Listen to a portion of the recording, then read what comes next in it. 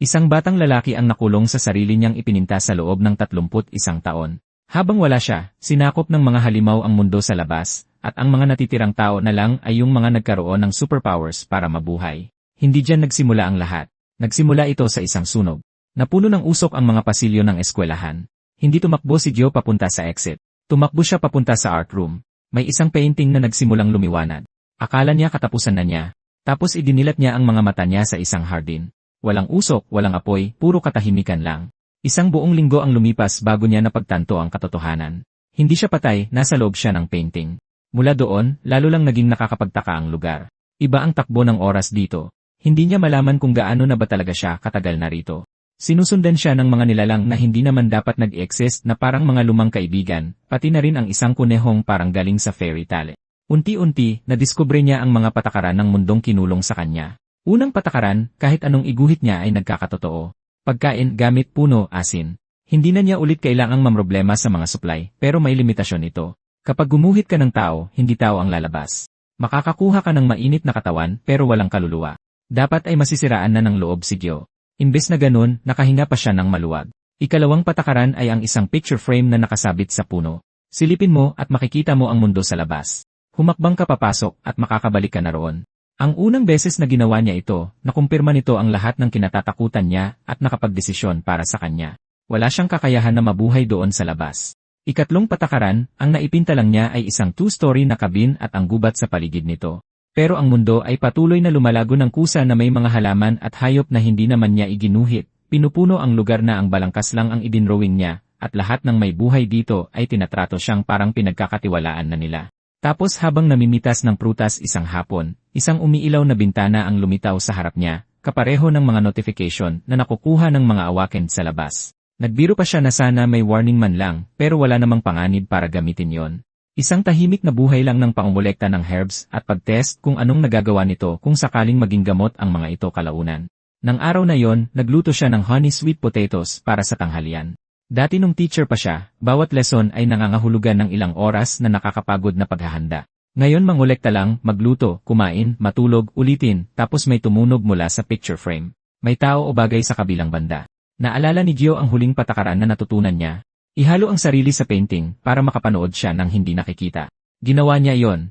Tumingin siya sa picture frame, tapos sa unang pagkakataon sa loob ng 31 taon, humakbang siya palabas.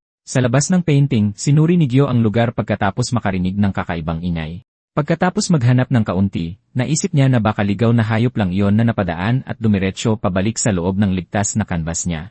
Sa totoo lang, perpekto na talaga para sa kanya ang buhay sa loob ng painting. Araw-araw, nangungulekta siya ng ingredients, nagluluto ng masasarap na pagkain, at ini-enjoy lang ang tahimik na paraiso na ginawa niya para sa sarili. Habang nakasandal siya sa sofa sa loob ng kabin niya, na-realize niyang ayos na ayos lang sa kanya na gugulin ang buong buhay niya rito. Samantala, sa totoong mundo, isang grupo ng hunters ang napadpad sa inabandonang eskwelahan. Napansin ng isa sa kanila ang isang painting na nakaligtas mula sa matinding sunog ng walang kahit anong dalos. Agad naging sobrang kahina-hinala ito sa grupo. Tiningnan ng isang hunter na may appraisal skill ang artwork at nakita niyang portrait of Gio ang pamagat nito. Naisip ng mga kasama niya na paniguradong ang laki ng halaga nito. Dahil nakita ang painting sa isang wasak na eskwelahan sa kalagitnaan ng bundok ng Gangwon Province at nanatiling hindi nagagalusan ng apoy, kaagad nilang naisip na baka napadpad ito sa Earth galing sa isang dumsyon. Kinuha nila ang painting at dinala ito para ibenta. Walang kamalay-malay sa lahat ng nangyayari sa labas, ipinagpatuloy lang ni Gio ang mapayapang buhay niya sa loob ng canvas. Kalaunan, isinubasta ang painting sa auction. Ipinaliwanag ng auctioneer na kusang gumagalaw ang portal na konektado sa painting, kaya isa itong napakabihirang artifact. Ang detalyeng ito pa lang ay humakot na ng maraming sobrang yayaman na collectors, at matapos ang matinding paligsahan sa pagbid, nabili ang painting sa isang nakakalulang halaga. Ang nanalo sa bidding ay isang rank hunter na nagngangalang Bisayubol. Siya ang guild master ng Collectors Guild, na isa sa top 3 guilds sa buong South Korea. Dahil sa kakaiba niyang appraisal skill, naging isa siya sa pinakamagaling na eksperto sa buong mundo sa paghahanap ng mga pambihirang artifacts. Pagkabili niya rito, agad niyang ikinulong ang painting sa loob ng vault na mahigpit ang bantay at napapaligiran ng magic barriers. Isinabit niya ito kasama ng kanyang mahalagang koleksyon. Noong araw din na yon, kinuwestiyon ng isa sa mga tauhan niya ang malaking binili na ito. Ipinaalala sa kanya kung gaano karaming pera ang ibinuhos para lang sa isang portrait. Sinabi lang sa kanya ni Bisayubol na trabaho ng isang kolektor ang mangolekta. Dahil sarili naman niyang pinaghirapang pera ang ginagastos niya, wala siyang nakikitang problema na bilhin kung anuman ang magustuhan niya. Pagkatapos ay sinabi ng empleyado na kahit ang presidente ng Hunter Association ay sobrang interesadong makuha ang painting na ito. 31 taon na ang nakalilipas, naging dahilan ang Great Catastrophe para bumangga ang iba't ibang dimensyon pabagsak sa Earth. Nagsulputan ang mga dungyon sa buong mundo, naglabasan ang mga halimaw, at muntik nang maubos ang sangkatauhan. Sa kasagsagan ng malaking krisis na iyon, binigyan ng mga banal na nilalang na lumikha ng sistem ang mga tao ng kapangyarihan para mag-awaken at lumaban. Ang kasalukuyang presidente ng Hunter Association na si Dan Hara ay naging isa sa pinakasimbolo ng bagong panahong ito. Kahit na madalas wala siyang pakialam sa pangongolekta ng artifacts, gustong-gusto rin niya ang misteryosong painting na ito. Dahil dito ay lalo pang namangha ang tauhan ni Bisayubol. Kalmadong ipinaliwanag ni Bisayubol na hindi mahanap ng appraisal skill ng tauhan niya, pati na rin ang kanyang sariling top-tier skill kung ano talaga ang pagkatao ng painting. Hindi halos maintindihan ng tauhan kung paano ito nangyari. Naging rank hunter si Bisayubol gamit lang ang kanyang appraisal abilities, at ngayon siya ang namamahala sa isa sa pinakamalakas na guild sa buong bansa. Kung ang taong katulad niya ay hindi malaman ang artifact na ito, ibig sabihin kayang sirain ng existence nito ang lahat ng alam nila sa mundo. Imbes na matakot, mas lalo pang nahumaling si Bisayubol. Ang mismong pagpalpak ng appraisal skill niya ang lalong nagpagusto sa kanya na makuha ang painting. Habang tinititigan niya ang portrait, hanga siya sa hindi kapanipaniwalang gawa nito. Kung tao man ang gumawa nito o isang kakaibang bagay, napakabuhay tingnan ng taong nasa loob at halos parang may totoong taong nakulong sa canvas. Sa mismong sandaling iyon, tiningnan siya pabalik ni Gyo mula sa loob ng painting. Nang magtama ang kanilang mga mata, ang paningin ni Bisayubol ay nilamon ng walang hanggang kadiliman na may mga umiikot na nakakabaliw na kulay tulad ng isang malalim na kalawakan. Pagkatapos pagkapikit ni Gyo, bumalik kaagad sa normal ang lahat. Imbes na manginig sa takot, napangiti ng malaki si Bisayubol. Ngayon sigurado na siya ng 100%. Hinding-hindi maaari na isa lang itong ordinaryong lumang painting. Pero sa loob ng canvas, si Gyo naman ang tuluyang nababaliw sa sobrang panic nang ma-realize niyang siguradong nakita siya ng lalaki sa labas. Sa loob ng painting, napagtanto ni Gyo na tapos na talaga ang mapayapa niyang buhay. Nag-iba ang tanawin sa labas ng entrance frame nitong mga nakaraan, pero hindi niya inasahan na kakausapin talaga siya ng direkta ng isang totoong tao. Sa kabilang banda ng frame, marahang kumatok si Bisayubol sa gilid nito. Sumigaw siya para magtanong kung naririnig siya ng guro at kung gusto nitong mag-usap sandali. Agad tinanggihan ni Gyo ang ideya. Nang sumilip siya sa frame, napansin niyang ang painting ay nakaset up sa loob ng isang sobrang marangyang gallery. Base sa kung gaano kaingat na kaayos ang lahat, halatang pinapahalagahan ng may-ari ang lugar na ito. Sa totoo lang, mas pinapalala lang nito ang sitwasyon ng 10 beses. Ang painting na ito lang ang kaisa-isang daanan ni Gyo papunta sa mundo sa labas. Kung ang bawat paglabas niya ay nangangahulugan ng iligal na pagpasok sa mamahaling pag-aari ng isang estranghero, siguradong magiging magulo ito ng mabilis. Nai-imagine pa nga niya na pagkamalan siyang isang sinapian na artwork ng mga tao at sunugin ang canvas hanggang maging abo. Nang hindi sumagot si Gyo, napangiti na lang si Bisayubol. Humingi siya ng tawad dahil naging masyadong mapusok siya, sinabing babalik siya kinabukasan, at tahimik na lumabas ng kwarto. Pagkarinig nito, labis na nataranta si Gyo. Talagang nagpaplano ang lalaking iyon na bumalik. Kinaumagahan, bumalik si Gyo sa kanyang nakasanayang gawain pagkatapos iguhit ang mga bulaklak at prutas na nakuha niya kanina. Napagpasyahan niyang gusto niya ng tsaa bilang panghimagas. Nang mapagtantong wala siyang tea set, payak na gumuhit na lang siya nito. Tulad ng lahat ng bagay na nilikha niya, agad na naging totoo ang kanyang iginuhit. Tinimpla niya ang tsaa gamit ang mga tagubili ng sistema, at lumitaw ang isang bagong abiso. Tila pinapabuti ng tsaa ang pamumuo ng dugo at pinalalakas ang resistensya. Sa kasamaang palad, walang paraan si Gyo para patunayan kung totoo nga ito. Mula nang mahigop siya sa loob ng painting, nawala ang mga normal na pisikal na pangangailangan ng kanyang katawan. Nakakalakad at nakakatulog siya, pero hindi na siya nakakaramdam ng init o lamig. Hindi na siya pinagpapawisan, hindi nakakaramdam ng gutom gaya ng isang normal na tao, at hindi na rin niya kailangang gumamit ng banyo. Sa madaling salita, ang pagiging bahagi ng sining ang nagpalaya sa kanya mula sa lahat ng nakakainis na pangangailangan ng katawan.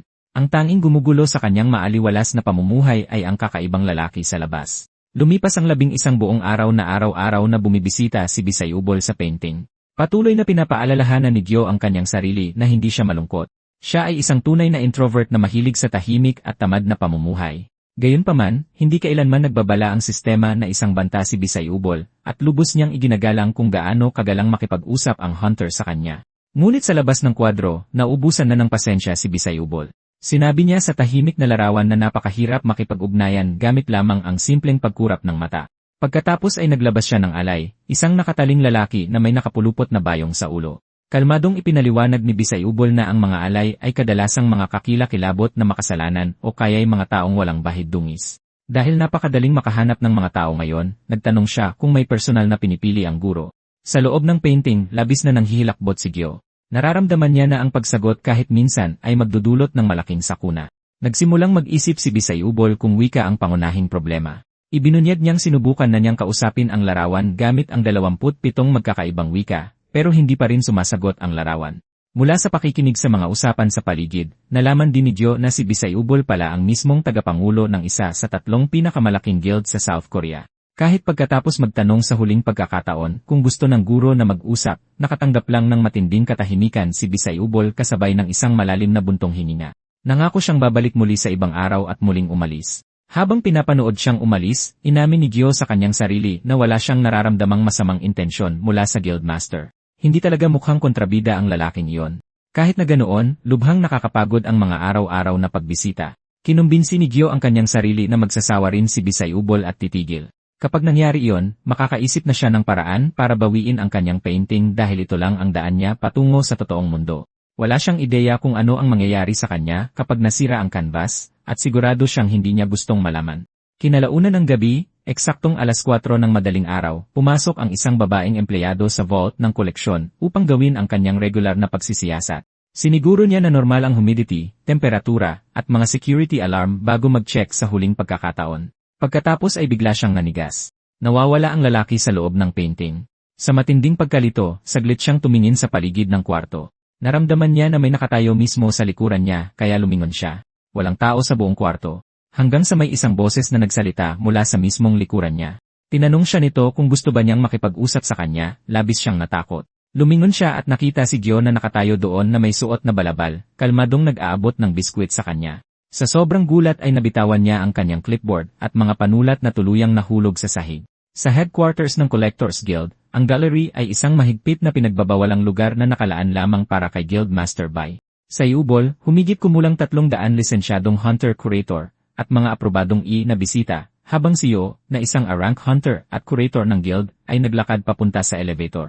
Tahimik siyang nagrereklamo sa kanyang sarili tungkol sa mga usap-usapan na may nagpapakitang multo sa vault ng koleksyon. Bago pa man bumukas ang elevator, isang empleyado na may hawak na kape ang nakahabol sa kanya. Sinabi nito kay Yo Sung-won na nakapagtala na ang gallery sa 5 floor basement ng 17 magkakahiwalay na ulat ng pagpapakita ng multo ngayong buwan pa lang. Labis na nagulat si Yo Sung-won sa bilang na yon. Ipinaliwanag ng empleyado na dahil iniipon ni Bisayubol ang kahit anong itinuturing niyang sining, wala siyang pakialam kung ang isang exhibit ay isa palang totoong halimaw. Dahil sa kanyang pagiging pabaya, ang mga insidenteng may kinalaman sa multo ay parang normal na araw na lang dito. Nagawa ng EC na itago ang mga usap-usapan hanggang ngayon dahil medyo maliit lang naman ang mga insidente, ngunit hindi nila masisiguro na mananatiling tahimik ang mga bagay-bagay sa matagal na panahon. Nang mapagtantong nagiging isang malaking sakit sa ulo na ito, nagtanong si Yo Sung-won kung ano ang dapat niyang gawin dito. Pinuri siya ng empleyado sa pagiging pinakamaasahang tao sa paligid at pabirong iminungkahi na siya na lang sana ang pumalit bilang administrative manager. Agad na tinanggihan yun ni Yo Sung-won. Ipinaliwanag niya na dati niyang pinamunuan ang research team ng Hunter Association, at ang pagbaba niya mula sa posisyong iyon ay nagdulot na ng labis na atensyon kaysa sa gusto niya. Wala na siyang nikatiting na pagnanais na muling mapansin ng lahat. Pagkatapos magbiro, inabot ng empleyado ang isang makapal na folder na naglalaman ng bawat pahayag ng mga saksi tungkol sa multo. Idinagdag pa niya na simula sa susunod na linggo, magpapatupad ang guild ng karagdagang safety training para sa lahat ng miyembro ng staff. Habang inililipat ni Yo Sung-won ang mga ulat, isang partikular na detalye ang agad na nakakuha ng kanyang pansin. Inilarawan ng bawat saksi ang multo bilang napakagwapo. Kakaiba rin ang pagiging magkakatugma ng kanilang mga pahayag. Ayon sa mga record, hindi man lang nagtangkang magtago ng multo kahit pa nakadisplay ito mismo sa gitna ng gallery. Bukod pa roon, walang ni isang tao ang nasaktan. Wala talagang anumang saysay ang bahaging iyon. Bawat halimaw na lumitaw mula noong dakilang sakuna ay labis na galit at mapanganib para sa mga tao. Lahat ng nilalang na gumagapang palabas ng dungeon ay inaatake ang mga tao sa paligid, walang pinipili. Kung totoong may umiiral na walang panganib na halimaw gaya nito, matagal na dapat itong nakakulong sa lab ng Hunter Association bilang subject ng eksperimento at hindi nakatambay sa isang pribadong gallery. Dahil sa kuryosidad, tinanong ni Yo Sung-won kung ano nga ba ang ginagawa ng multong ito kapag nakakasalubong ng mga tao. Ipinaliwanag ng empleyado na sa tuwing nakakakita ang multo ng isang tao, magalang itong nagtatanong kung gusto nilang mag-usap at kumikilos ng katulad ng isang normal na tao. Matapos magpakilala bilang Gio, tatanungin niya ang pangalan ng miyembro ng staff at nakikipagkwentuhan lang ng kaswal. Hindi siya nakikialam sa mga personal na buhay at kung may tumangging sumagot, hindi niya ito pinipilit. Pagkatapos ng kanilang pag-uusap, lagi siyang nag-iwan ng isang maliit ngunit makabuluhang regalo. Itinuro ng empleyado ang isa pang bahagi ng ulat. Ang mga regalo ay totoong pagkain. Napatitig si Yo Sung-won sa papeles sa matinding pagkabigla. Ipinaliwanag ng empleyado na agad na sinuri ng guild ang pagkain gamit ang mga totoong bilanggo bilang mga test subject at sadyang nakakagulat ang mga resulta. Hindi pala laso ng pagkain. Sa halip, ang bawat lutuin ay tila naging isang mataas na kalidad na gamot. Depende kung sino ang kumain, perpektong napagaling ng pagkain ang mga partikular na problema gaya ng anemia, pananakit ng tiyan, matinding kirot sa katawan, impeksyon, o problema sa panunaw. Walang makaisip kung paano nakakagawa ng ganitong saktong himalang medikal ang mga normal na itsurang pagkain. Habang patuloy na nakikinig si Yo Sung-won, lalo niyang nakikita kung gaano kamapanganib ang nilalang na ito. Kaya nitong agad nasuriin ang kalusugan ng isang tao, lumikha ng mga partikular na bagay na tamang-tama para pagalingin sila, at nagagawang hindi man lang matukoy ng elite security system ng guild. Tinanong niya kung anong threat rank ang ibinigay sa halimaw. Inamin ng empleyado na hindi pa rin nila ito malaman. Ang pinakamalaking sakit sa ulo ay patuloy itong nagpapakita ng dalisay na kabutihan sa mga tao, na mas nagpapahirap para harapin ito. Naalala ni Yo Sung-won ang isang bangungot na insidente 11 taon na ang nakalilipas noong magpadala ang iba't ibang bansa ng mga diplomat para makipag-ugnayan sa isang mapayapang sibilisasyon na natagpuan sa loob ng isang dungsyon. Kahit na taimtim na inisip ng mga nilalang na yon na nakakatulong sila, lahat ng diplomat ay bumalik ng may permanenteng mutasyon sa katawan dahil inisip ng mga halimaw na may depekto ang anatomiya ng tao at nagpa siyang ayusin ito. Pinatunayan ng sakunang iyon na kahit ang mabuting intensyon mula sa mga nilalang sa dungsyon ay maaaring mauwi sa malaking trahedya. Kahit gaano pa sila bumait, ang mga halimaw ay halimaw pa rin. Ang multong ito ay magiging isang malaking bangungot na kaso para asikasuhin. Sinabi ni Yo Sung-won sa empleyado na siya mismo ang mamamahala sa investigasyon dahil espesyalidad niya ang pagharap sa mga kakaiba at abnormal na halimaw. Nang tumalikod siya para umalis, naalala ng empleyado ang isa pang napakahalagang detalye. Nagsimula lamang magpakita ang multo pagkatapos ilagay ni Guildmaster Bisayubol ang larawan ni Gio bilang display sa gallery ng 5th floor. Sumara na ang mga pinto ng elevator. Nagpakawala ng isang mahaba at pagod na buntong hininga si Yo Sung-won. Ang nagsimula bilang isang mabilis na dagdag na gawain ay formal nang naging siguradong walang bayad na overtime. Nang sandaling iyon, isang system window ang lumitaw sa harapan niya. Nagsimula ng galugarin ni Curator Yo Sung-won ang portrait ni Gio. Formal nang nagsimula ang investigasyon habang naghihintay si Yo Sung-won sa loob ng collection room hanggang 4 oras 29 minuto ang eksaktong oras na inaasahang magpapakita ang misteryosong multo. Sakto sa oras, lumabas si Gio mula mismo sa painting. Tahimik siyang pinagmasdan ni Yo Sung-won mula sa dilim. Nakaitim na kapa, maitim na buhok, nakayapak at may taas na nasa 188, ang hitsura niya ay eksaktong tumutugma sa lahat ng report ng mga saksi. Agad na nag-isip at nagsimulang magkalkula si Yo Sung-won. Lumalabas lang si Gio bago magmadaling araw kung kailan napakakaunti na ng mga staff. Maaaring ayaw niyang pinapanood siya, o may mga mahigpit na kondisyon na tumutukoy kung kailan siya pwedeng umalis mula sa frame. Dahil kumikilos siya na parang totoong tao, mas naniwala si Yo Sung-won sa ikalawang opsyon. Dahil talagang hindi mahulaan ang oras ng pagpapakita ng multo, itinuring niya ang kanyang sarili na maswerte dahil natiyempuhan niya agad ito sa unang subok. Sa ngayon, napagpasyahan niyang maupo lang muna at manood. Inactivate niya ang isang skill na nagpapalakas sa mga tunog sa paligid hanggang sa pinakasagad nito. Sinabi ng lahat na gumagalaw ang multong ito nang walang anumang ingay, pero nagkakamali sila. Nakarinig si Yo Sung-won ng napakahinang tunog, na parang mga malalambot na damo na nagkikiskisan. Sobrang tahimik nito para sa isang lalaking may ganoon katangkad na pangangatawan, kaya pala hindi ito napapansin ng mga regular na staff.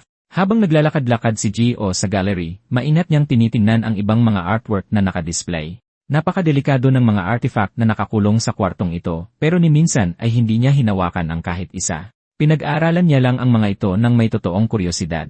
Napaisip si Yo Sung-won kung talagang hinahangaan ni Gio ang sining o lihim siyang naghahanap ng mapapakinabangan. Pagkatapos ay nagkatinginan sila. Nang sandaling tumitig si Yo Sung-won sa mga mata ni Gio, nanigas ang buong katawan niya. Imposible ang pagiging madilim ng mga ito, ngunit sa hindi malamang dahilan ay puno ng walang katapusang liwanag.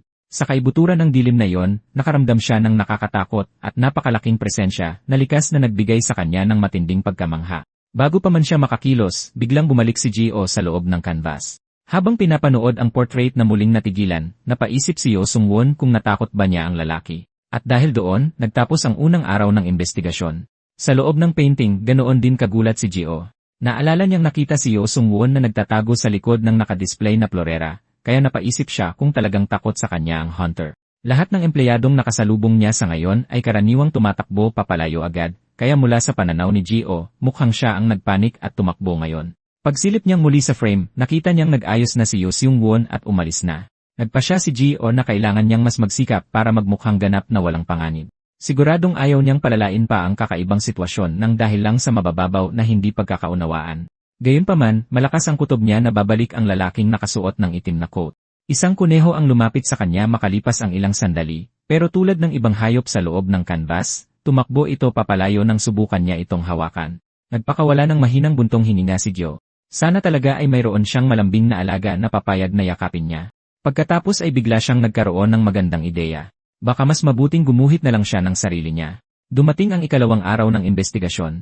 Muling tumayo si Yo Seung-won sa harap ng portrait ni Ji-oh. Nang makitang nagpakita talaga si Ji-oh ngayon, nakahinga siya ng maluwag. Talagang nag-alala siya na baka magtago na ang multo pagkatapos ng kakaibang pagtitig nila sa isa't isa kahapon. Ngayon magsisimula ang tunay na trabaho. Naisip ni Yo Seung-won na ang portrait na ito ay ganap na naiba sa anumang normal na halimaw mula sa dungsyon.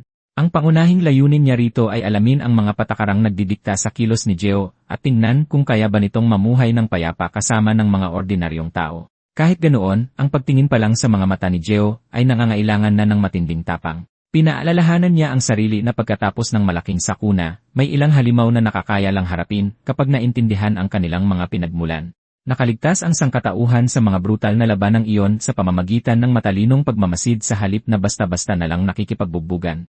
Habang tahimik na nag-iisip si Yo Sung-won, si Ji-oh na mismo ang unang sumira sa katahimikan. Tulad ng dati, tinanong niya si Sung-won kung gusto nitong makipag-usap sa kanya. Walang alinlangang sumagot si Yo Seung-won na gusto nga niya. Sa loob ng painting, mabilis na tiningnan ni Ji-oh ang safety rating ni Yo Seung-won sa system screen at nakahinga ng maluwag nang makita ang buong 5 bituin. Na-realize niyang ang lalaking nakatayo sa harap niya ay taong lubos niyang mapagkakatiwalaan at talagang naantig siya na may pumayag din sa wakas na makipag-usap sa kanya. Sa loob ng canvas, totoong nagulat si Ji-oh na kahit matapos ang kakaibang una nilang pagkikita, hindi nagpakita ng kahit katiting na takot ang lalaking nakaitim na coat habang nakikipag-usap sa isang buhay at humihingang painting. Sa labas ng frame, nagsimula si Yo Seung-woo sa paghingi ng tawad sa mga nangyari noong nakaraang araw. Sa totoo lang, naantig si Ji-oh sa ginawa niyang iyon. Naisip niyang sa isang baliw na mundo kung saan normal ng kalabanin ng mga tao ang mga halimaw na kasing laki ng mga skyscraper, marahil ay hindi na ganoon nakakabaliw ang isang nagsasalitang portrait para sa kanila. Sinabi ni Ji-oh na hindi na niya kailangang humingi ng tawad at tinanong kung ano ang pangalan niya. Nag-alinlangan si Yo Seung-won ng isang sandali. Alam niyang may taglay na matinding kapangyarihan ang mga pangalan sa kanilang trabaho. Maraming supernatural na kontrata ang nabubuo sa pamamagitan ng pagpapalitan ng tunay na pangalan, at panandalian siyang nag-alala na baka ang pagbibigay ng pangalan niya ay mahiwagang magtali sa kanya sa isang delikadong bagay. Gayunpaman, base sa lahat ng nakalap niya hanggang ngayon, hindi kailanman nagpakita ng kahit katiting na pagiging agresibo ang painting. Sa huli, nagpakilala siya bilang Yo Sung-won. Inulit ng malakas ni Ji-oh ang pangalan bago nagtanong kung mayroon siyang mga katanungan. Mayroong buong listahan nito si Yo Sung-won. Ang pinakauna niyang tanong ay kung ang nakatitigan niya ba kahapon ay mismong si Ji-oh. Sumagot si Ji-oh nang walang pag-aatubili, kinukumpirmang siya nga iyon. Agad na sumunod si Yo Sung-won at nagtanong kung ibig sabihin ba noon ay pwedeng lumabas si Ji-oh sa portrait anumang oras niya gusto. Muli, nagbigay si Ji-oh ng ganap at tapat na. Halos hindi maitago ni Yo Sung-won ang kanyang gulat. Hindi niya inaasahan na isang misteryosong nilalang ang ganitong kusang magbibigay ng napakaraming sikretong impormasyon. Simpleng nagpaliwanag si Ji-oh na wala siyang nakikitang dahilan para itago ito. Nang itanong ni Yo Sung-won kung bakit napaka-open niya, sinagot siya ni Ji-oh ng isang lubos na hindi inaasahang tugon dahil nagtanong siya. Nagtatakang sinabi ni Yo Sung-won kung ano ang mangyayari sakaling dumating siya na may masamang intensyon.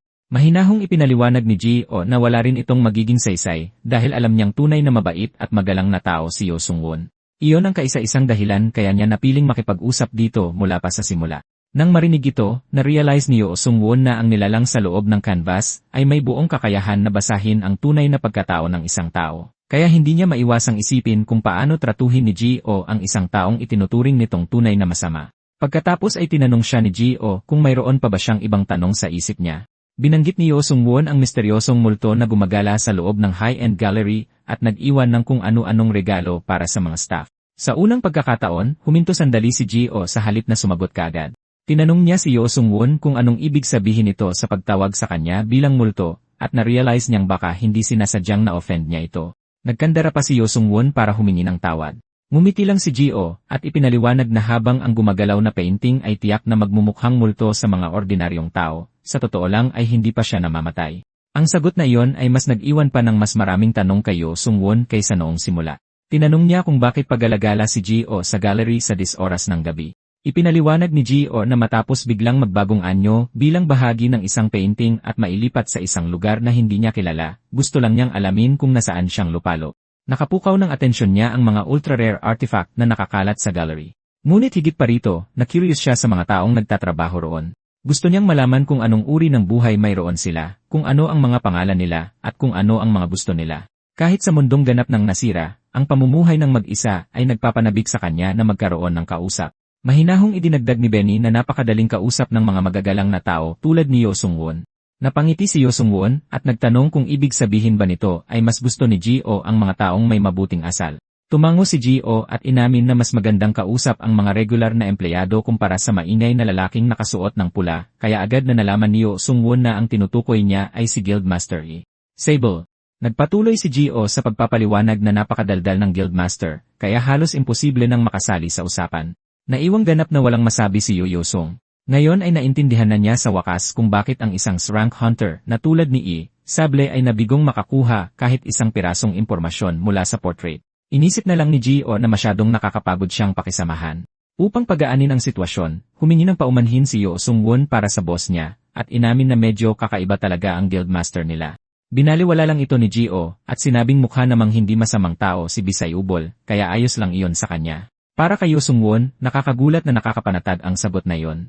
Kahit na nabasa niya ang pagkatao ng isa sa pinakamalakas na hunter na nabubuhay, nanatiling kalmado lang si Ji-oh. Hanggat hindi naman purong kasamaan ng isang tao, hindi niya pinapalaki ang kanilang mga kapintasan. Nagbato ng isang huling tanong si Yo Sung-won. Kadalasan ay nananatiling nakapikit ang mga mata ng nasa litrato. Nakikita pa rin ba ni Ji-oh ang mga nangyayari sa labas sa mga sandaling iyon? Nilinaw ni Gyo na hindi siya palaging nagmamanman sa mga tao. Kapag nakapikit ang mga mata niya, madalas ay pinagmamasdan lang niya ang dumadaang tanawin mula sa kwadro, na parang nakatingin lang sa bintana ng umaandar na bus. Tinignan niya talaga ito sa salamin kanina para kumpirmahing dumidilat lang ang nasa litrato kapag ginusto niyang makipag-ugnayan sa mundo sa labas. Dagdag pa niya, dahil nakakulong siya sa loob ng kwadro at pinagmamasdan ang pag-ikot ng mundo, ang pagtingin sa labas ang isa sa mga tanging libangan niya. Ang huling sinabi niyang iyon ay nagdulot ng matinding kilabot sa buong katawan ni Yo Sung-won. Para kay Ji-oh, ang tunay na sining ay hindi ang mismong litrato, kundi ang mga taong patuloy na namumuhay sa labas. Tinapos ito ni Ji-oh sa pagpapaliwanag na ginagawa lang niya ang makakaya niya para kumilos ng may tamang asal dahil iyon naman ang dapat gawin ng isang mabuting tao. Napangiti si Yo Sung-won. Nakakagulat na naging masaya ang pag-uusap na iyon. At doon natapos ang ikalawang araw ng investigasyon. Eksaktong alas 9 ng umagang iyon, biglang pumasok si Yo Sung-won sa opisina ni Bisayubol nang walang pasabi. Binalaan ang guildmaster na mas mapanganib ang litrato kaysa sa inaakala nila. Ipinaliwanag ni Yo Sung-won ang mga nalaman niya kay Guildmaster Bisayubol, at nilinaw na ang litratong ito ay hindi tulad ng anumang halimaw na nakaharap na ng sangkatauhan. Sa halip na nagkukunwari lang na mabait, totoong naniniwala si Gyo na isa siyang ordinaryong tao. Kung ang paniniwalang iyon ay totoo o isang malaking pagpapanggap lang ay imposibleng malaman, at ang mismong pagiging hindi niya mahulaan na iyon ang dahilan kaya siya nakakakilabot na mapanganib. Hinuhusgahan ni Ji-oh ang lahat base lang sa sarili niyang pananaw kung ano ang tama at mali, at hindi man lang maisip ni Yo Sung-won ang mangyayari kung magpa siya ang litrato na talagang masama ang isang tao. Kung darating man ang araw na iyon, siguradong mabilis na mauwi sa sakuna ang lahat. Diretsahan siyang nagtanong kung dapat ba nilang ibigay ang painting sa Hunter Association para sa mas malalim na pagsusuri. Pero bago pa man magsalita si Bisayubol, alam na ni Yo Sung-won ang sagot. Walang kahit anong balak ang Guildmaster na isuko ang premyo niya. Kung mayroon man, mas naging desidido pa ng 10 beses si Bisayubol nang marinig ang lahat ng ito. Habang mas nakikilala niya si Gyo, mas lalo siyang nakumbinsi na may napakabuting kalooban ang nilalang na ito. Inutusan niya si Yo Sung-won na ituloy ang araw-araw nilang pag-uusap, bumuo ng tunay na tiwala, at sa huli ay iayos ang maayos nilang paghaharap. Pinakiusapan pa niya itong alamin kung ano ang gusto ni Gyo para hindi na siya patuloy na baliwalain nito. Kahit na alam ni Yeo Sung-won na masyadong personal ang pabor na yon, pumayag pa rin siya dahil sakop pa rin yon ng trabaho niya. Tumawa si Bisayubol at nagtanong kung bakit lahat ng tauhan niya ay masyadong mapangduda. Mabilis na sumagot si Yeo Sung-won at sinabing iyon ay dahil puro mapangdudang tao lang ang kinukuha ng Guildmaster at sa totoo lang, hindi naman siya nagkamali. Bawat isang empleyado sa Collectors Guild ay personal na pinili ni Bisayubol. Hindi basta-basta kumukuha ng tauhan ang lalaki at kahit ang mga bihasang top-tier hunter ay nakakaramdam ng matinding kaba kapag nasa iisang kwarto kasama niya. Iyon pa lang ay nagpapakita na kung gaano talaga kalakas ang Guildmaster. Bago lumabas ng pinto, pinaalalahanan siya ni Yeo Sung-won na walang katulad na kaso sa buong mundo na maihahambing sa litrato ni Gio, ibig sabihin, aabutin ng matagal bago nila malaman ang tunay na pagkatao nito. Pero kaswal lang siyang sinabihan ni Bisayubol na ituloy ang investigasyon. Pagsapit ng ikatlong araw ng investigasyon, sinimulan ni Yeo Sung-won ang lahat sa isang simpleng tanong kung nakakaramdam ba ng lungkot si Gio doon. Mabilis na sumagot si Gio at sinabing hindi naman siya nakakaramdam ng lungkot kahit kailan. Agad na humingi ng paumanhin si Yeo Sung-won kung masyadong nanghihimasok sa personal nitong buhay ang tanong at ipinaliwanag na dahil puro tauhan lang ng gallery ang pumapasok sa vault na yon. Inisip niyang lumalabas lang si Gio mula sa kwadro para maghanap ng makakasama. Tahimik na umiling si Gio. Sa totoo lang, mas gusto niya talaga ang mga lugar na walang ibang tao. Tinanong ni Yeo Sung-won kung naiilang ba siya sa mga ganitong pag-uusap. Hindi ang naging sagot ni Gio pero ipinaliwanag niyang noong nakaraang buhay niya. Masyado siyang maraming oras na ginugol sa pakikipag-usap sa mga tao kaya lagi siyang humihiling ng isang tahimik na lugar kung saan hindi niya kailangang magsalita, mag-alala, o magpasa ng mabibigat na responsibilidad. Iyon mismo ang ibinigay sa kanya ng mundo sa loob ng canvas. Nabigla sa kanyang mga salita, tinanong ni Yeo Sung-won kung dati ba siyang tao. At mahinahong itinama iyon ni Gio sa pagsasabing tao pa rin naman siya hanggang ngayon. Nang mapagtanto ang pagkakamali, binawi ito ni Yeo Sung-won at iniba ang tanong, inaalam kung isa bang ordinaryong tao si Gio bago nakulong sa canvas. Kinumpirma ito ni Gio. Ang nag-iisang detalyeng iyon ay nagbigay ng panibagong pananaw kay Yeo Sung-won.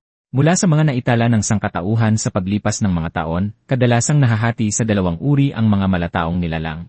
Maaaring ipinanganak silang halimaw at nag-anyo lang na tao, o kaya na may nagsimula bilang totoong tao, bago tuluyang naging ibang nilalang.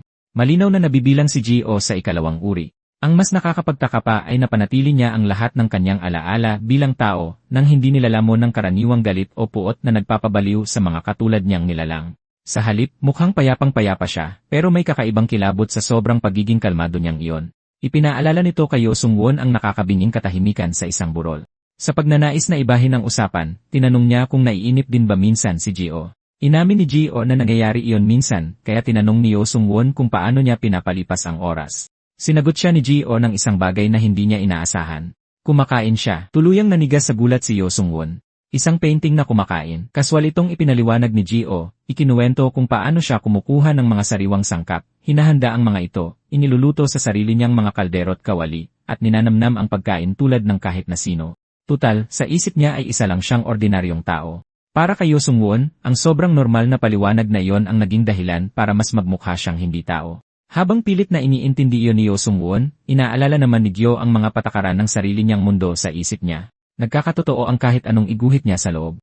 Maaari siyang magmanman o lumabas patungo sa totoong mundo sa pamamagitan ng kwadro. Ang kagubatan doon ay may kakayahang bumuhay sa sarili nito at puno ng mga palakaibigang nilalang. Dahil mukhang masyadong kuryoso si Yeo Sung-won kung paano talaga gumagana ang kakayahan niya, nagpasya si Gio na gumawa ng isang masayang eksperimento. Sinabi niya sa Hunter na ang pamumuhay sa loob ng isang painting ay may ilang mga benepisyong hindi mo makukuha kahit saan. Dahil na curious, tinanong siya ni Yeo Sung-won kung ano ang ibig niyang sabihin doon.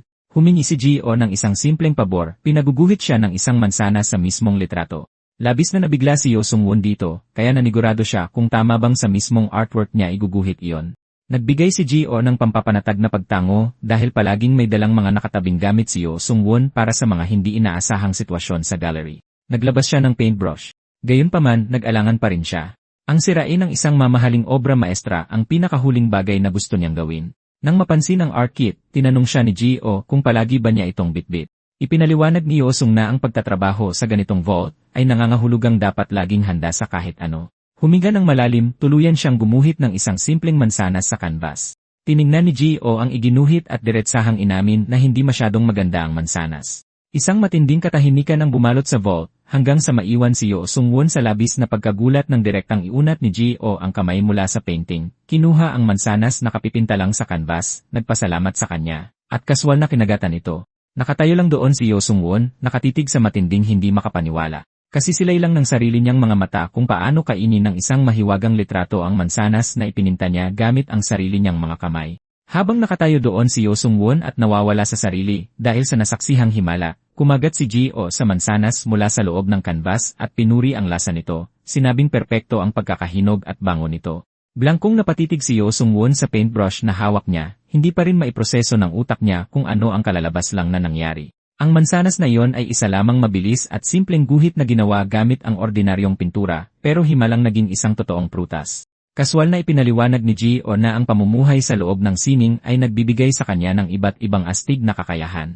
Tuwing tinatamad siyang magluto, iguguhit lang niya ang isang buong pagkain at kakainin na yon. Para kay Yo Sung-won, iyon ay isa na namang nakakabaliw na kapangyarihang hindi dapat taglay ng isang ordinaryong tao. Nang mapansin ang labis na pagkamausisa ng hunter, tinanong siya ni Ji-o kung kamangha-mangha ba ang lahat ng ito para sa kanya. Nang tumango si Yo Sung-won, naisip ni Ji-o na nararapat lang na ibalik niya ang pabor sa iginuhit na mansanas, kahit na ordinaryong bagay lang ang inaasahang matanggap ng hunter. Tahimik na naghintay si Yo Sung-won.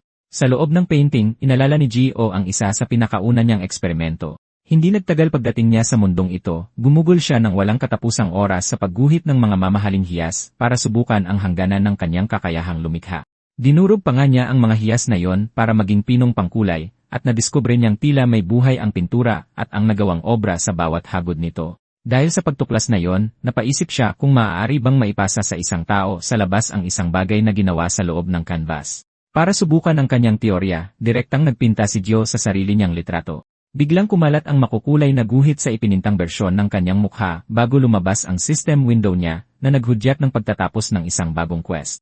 Maya-maya pa, isang nagliliwanag na pulang hiyas ang dahan-dahang lumabas mula sa gintong frame ng painting. Kusang iniabot ni Yo Sung-won ang kanyang kamay at sinalo ito. Ngumiti si Ji-o at sinabing isa itong munting pabuya sa pagguhit ng mansanas. Dahil sa matinding gulat, sinuri ni Yo Sung-won ang bato. Ang malakristal na anyo nito ay hindi katulad ng anumang batong kilala sa agham. Nagtanong siya kung anong klaseng hiyas ito, ngunit tapat na inamin ni Ji-o na wala siyang ideya. Ang alam lang niya ay nagmula ito sa napakalalim na bahagi sa ilalim ng lupa, malapit sa pinakagitna kaya naglalabas pa rin ito ng matinding init. Pabiro pa niyang idinagdag na baka napakainit nito dahil naalala niya ang isa sa kanyang mga kaibigan. Habang ramdam ang init na nagmumula sa bato, nakabuo ng isang malaking konklusyon si Yo Sung-won sa kanyang isipan. Tiyak na hindi isang halimaw si Ji-o. At sa paglipas nito, nagtapos ang ikatlong araw ng investigasyon. Kinalaunan, direktang iniulat ni Yo Sung-won ang kanyang mga natuklasan kay Guildmaster Yi. Sable. Base sa lahat ng nakita niya, ipinaliwanag niyang hindi maituturing si Ji-o bilang isang karaniwang halimaw ng dungsyon, at hindi rin siya matatawag na isa sa mga anak ng pinagmulan. Ayon sa sinaunang kwento na pinangalagaan ng mga hardinero, ang pinagmulan ay isang cosmic entity na nagpapanatili ng balance ng universo at nagtatakda ng mga batas ng realidad. Ang mga dungsyon na lumitaw pagkatapos ng matinding sakuna ay nagmula sa kapangyarihan nito, at ang bawat halimaw sa huli ay nanggaling sa mga dimensyong iyon. Iba ang mga anak ng pinagmulan sa mga halimaw sa dungsyon dahil direkta silang isinilang mula mismo sa pinagmulan. Ngunit hindi pasok si Ji-o sa alinman sa mga ito. Siya ay isang nilalang na lubos na walang katulad. Ang mas nakakagulat pa, ipinakita niya ang kakayahang lumikha ng panibagong buhay. Lumipas ang ilang araw, at sa ika-6 araw ng investigasyon, bumalik si Yo Sung-won sa 5 Lie Floor Gallery. Masayang ipinagmalaki ni Ji ang kanyang mga bagong likha, mga maliliit at kumikinang na asul na ibong nagliliparan sa paligid niya, na buong pagmamalaki niyang ipinakilala bilang bago niyang pamilya. Dahil sa kuryosidad, nagtanong si Yo Sung-won kung talagang ginawa ba niya ang lahat ng ito ng mag-isa. Tumango si Ji-o at ipinaliwanag na gumuhit siya ng humigit kumulang 100 dahil naisip niya na masaya itong gawin. Kahit wala silang vocal cords, nakakagulat na madaldal sila sa sarili nilang paraan. Minsan ay nagsasama-sama sila para bumuo ng isang magandang asul na lawa, at mahilig nilang palamutyan ang kanilang sarili sa pamamagitan ng paglalagay ng maliliit na bagay sa loob ng malambot na parang gulaman nilang mga katawan. Habang nakikinig sa kanyang pagkukwento, napagtanto ni Yo Sung-won na kinakausap ni Ji-o ang mga ito na parang mga tunay na buhay na kasama. Hindi niya napigilang magtanong kung may tunay bang kaluluwa ang mga ibong iyon. Tahimik na inamin ni Ji-o na yon din mismo ang iniisip niya. Dahil sa sagot na yon ay mas lalo lamang nalito si Yo-won. Ang tunay na mga anak ng pinagmulan ay walang anumang ego o malay na kaisipan, ngunit sadyang naiiba si Jay. Siya ay sabay na isang tao, isang painting, at isang nilalang na nakakapagpabago ng realidad. Gayunpaman, wala siyang naramdamang kahit anong banal na aura na nagmumula sa kanya. Nagsimula siyang magtaka kung gaano kalawak ang naabot ng kapangyarihan ni Jay. Kaya ba niyang iguhit mismo ang tadhana? Kaya ba niyang baguhin ang mga alaala? Kaya ba niyang direktang bumuo ng isang tunay at buhay na tao mula sa wala? Mahinahong sumagot si G.O. na ang mga bagay na yon ay maaaring posible o hindi, pero wala siyang interes na alamin ito. Ang isipin pa lang na lumikha ng buhay ng tao ay nagdudulot na ng matinding pagkabagabag sa kanya. Iginigiit niya na hindi siya isang pambihirang nilalang at taimtim na nakiusap kay Yo Sung-won na huwag siyang ituring bilang isang nakatataas na nilalang. Tahimik na sumang-ayon si Yo Sung-won na igalang ang kanyang hiling. Kinalaunan ng araw na yon, muli niyang binuksan ang paksa kay Bae Saibol, at nagtanong kung panahon na ba para ibigay ang portrait sa Hunter Association. Umiti lang si Bae Saibol. Inamin niya na marami pa ring bagay ang nananatiling lingid sa kanilang kaalaman. Wala silang ideya kung ano ang tunay na kakayahan ni Gio, kung gaano kalawak ang abot ng kanyang pag-iral, o kung anong bahagi ang ginagampanan niya sa pinagmulan ng mundo. Ipinunto ni Yo Sung-won na ang isang nilalang na may ganoong hindi maisip na impluensya ay marahil dapat suriin ng mga nangungunang mananaliksik para sa kaligtasan ng sangkatauhan. Tinawag siya ni Bisabol sa kanyang buong pangalan, at malumanay na ipinaalala kay Yo Sung-won kung bakit siya kinuha sa trabaho sa umpisa pa lang. Hindi kailanman itinatag ang Collectors Guild para mag-ipon ng mga superweapon. Umiiral ito upang pangalagaan ang mga obra maestra.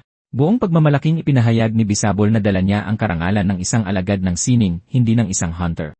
Ang isang tunay na kolektor ay hindi kailanman pinahahalagahan ang sining para sa kapangyarihang ibinibigay nito o sa yaman na hatid nito.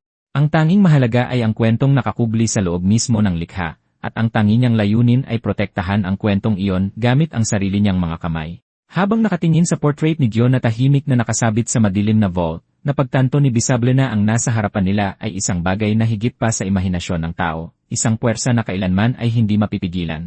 Sa kabutihang palad para sa buong sangkatauhan, ang puwersang naninirahan sa loob ng kanbas na iyon ay walang nikatiting na masamang intensyon sa katawan. Habang masayang nagmamasa ng masa ng tinapay si Gio sa loob ng kanyang pribadong santuwaryo, na napapaligiran ng makukulay na kumikinang na nilalang at mahiwagang hiyas, bumalik naman si Bisable sa kanyang opisina at namamangha sa matinding swerte ng sitwasyon. Para sa Guildmaster, ang pagtatagpo nila ni Gio ay isang ganap na himala. Kung sino man o anuman talaga si Gio, ang mawalan ng kontrol sa kanya ay hindi maaari. Ipinunto ni Isabel na sa mismong segundong napunta ang portrait sa auction block, naging isa na itong ticking time bomb. Tiyak na malalaman din ito ng buong mundo kinalaunan. Ang mabilis na pagbili rito ay paraan lamang niya upang pigilan ang isang potensyal na sakuna bago pa masira ng mga panlabas na puwersa ang sitwasyon. Matapos marinig ang master plan, hindi mapigilan ni Yo Sung-won na respetuhin ito. Naglalaro ng 5-dimensional chess ang kanyang boss habang ang iba ay naglalaro lang ng checkers. Pagkatapos ay dumating ang kautusan. Kung itinuturing ni G.O. ang sarili bilang tao, lahat ng nasa ilalim ng bubong na ito ay dapat siyang ituring ng ganoon. Tapos ang usapan. Sa loob ng painting, isang maliit na dilaw na nilalang na parang bubuyog ni G.O. ang hindi sinadyang nakabagsak ng isang kagamitan mula sa kanyang workbench, na kumalembang sa sahig kasabay ng isang mahinang iyak. Pinanood lang ni Gio ang munting nilalang ng may tahimik at matamis na ngiti. Hinikayat ni Bisabol ang curator na isantabi ang karaniwang pag-iisip ng isang hunter, at imulat ang kanyang mga mata sa mas malaking larawan. Hindi na kinailangan pang kumbinsihin ng husto si Yo Sung-won.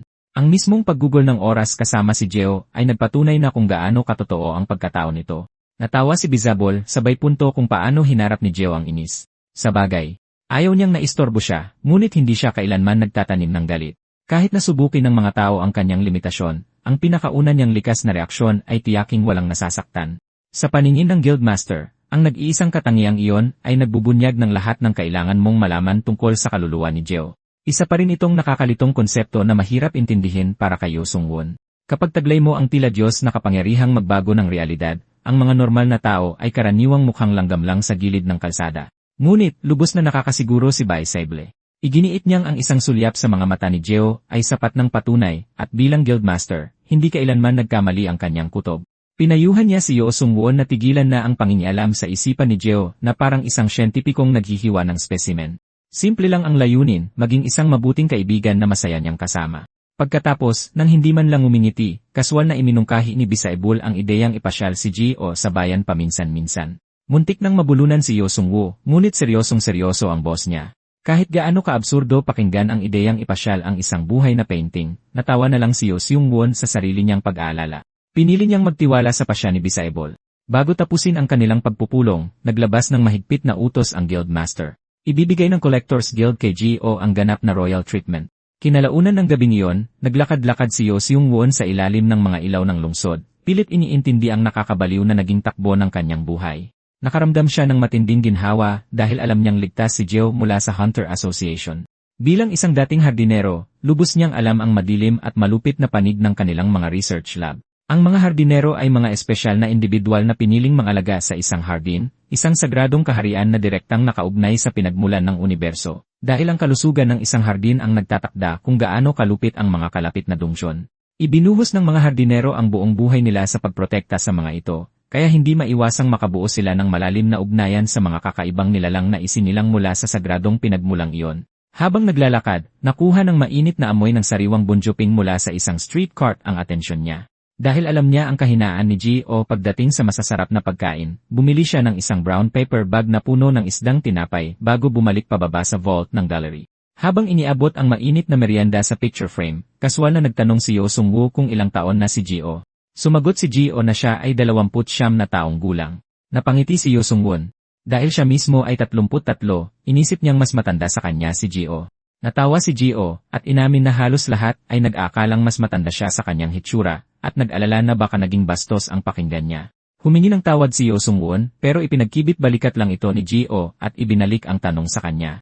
Nang sabihin ni Yo Seung-won na 33 taong gulang na siya, pinuri siya ni Gio dahil mukha siyang napakabata para sa kanyang edad.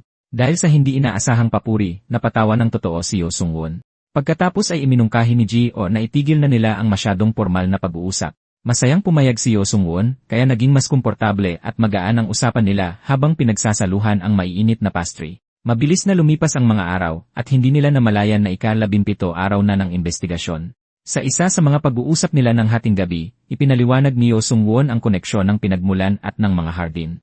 Inilarawan niya ang pinagmulan bilang isang malaking katawan ng tao, kung saan ang bawat hardin ay nagsisilbing mahalagang bahagi nito, tulad ng puso, daluyan ng dugo, mga mata, at mga kamay. Napandal na lang si Gio na labis na namangha sa paliwanag na yon. Inamin ni Yo Seung-won na ganoon din siya kamangha sa mundo ni Gio, at idinagdag na ang pagiging hardinero ay isang malupit na trabaho kung saan palaging may nagbubuwis ng buhay. Dala ng kuryosidad, nagtanong si Gio kung may kalayaan ba silang pumiling maging isang hardinero. Umiling si Yo Seung-won. Walang kinalaman ang pagpili rito.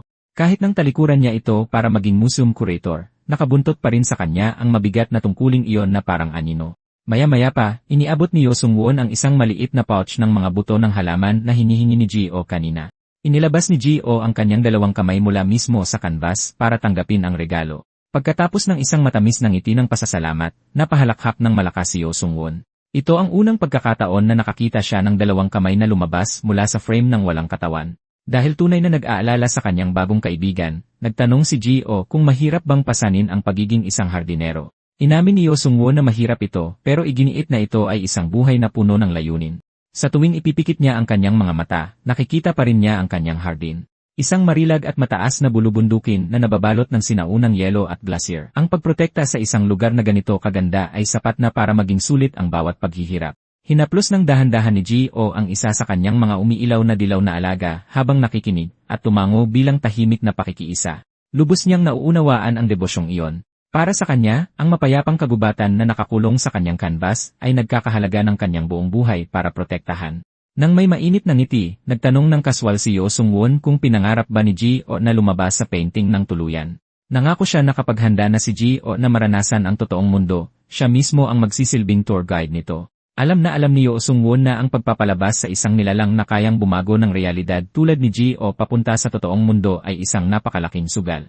Walang talagang nakakaunawa kung ano ang tunay na pagkatao ni Gio, kaya imposibleng mahulaan kung ano ang magiging reaksyon ng mundo sa kanya. Pero dahil hindi na nila mapipigilan ang hindi maiiwasang mangyari, inisip ni Yo Seung-won na mas mabuting bumuo muna sila ng tunay na samahan bago dumating ang sandaling iyon.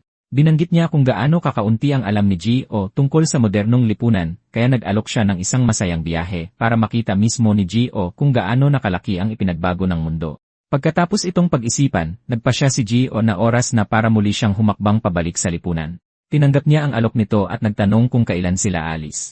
Habang tahimik na nag-iisip si Gio, napansin ng isa sa kanyang mga umiilaw na alaga ang seryoso niyang mood at inosenteng humuni na nag-isip ng malalim ang kanilang tatay. Samantala, ipinagpatuloy ni Gio ang pag-aasikaso sa maliit na sakahan sa loob ng kanyang mundo sa canvas. Hindi niya maiwasang isipin kung gaano katakot sa kanya ang mga tao sa labas. Sa totoo lang, naiintindihan niya ito. Kapag nabubuhay ang mga ipininta mo at literal kang nakatira sa loob ng isang sining, iisipin talaga ng mga tao na kakaiba ka.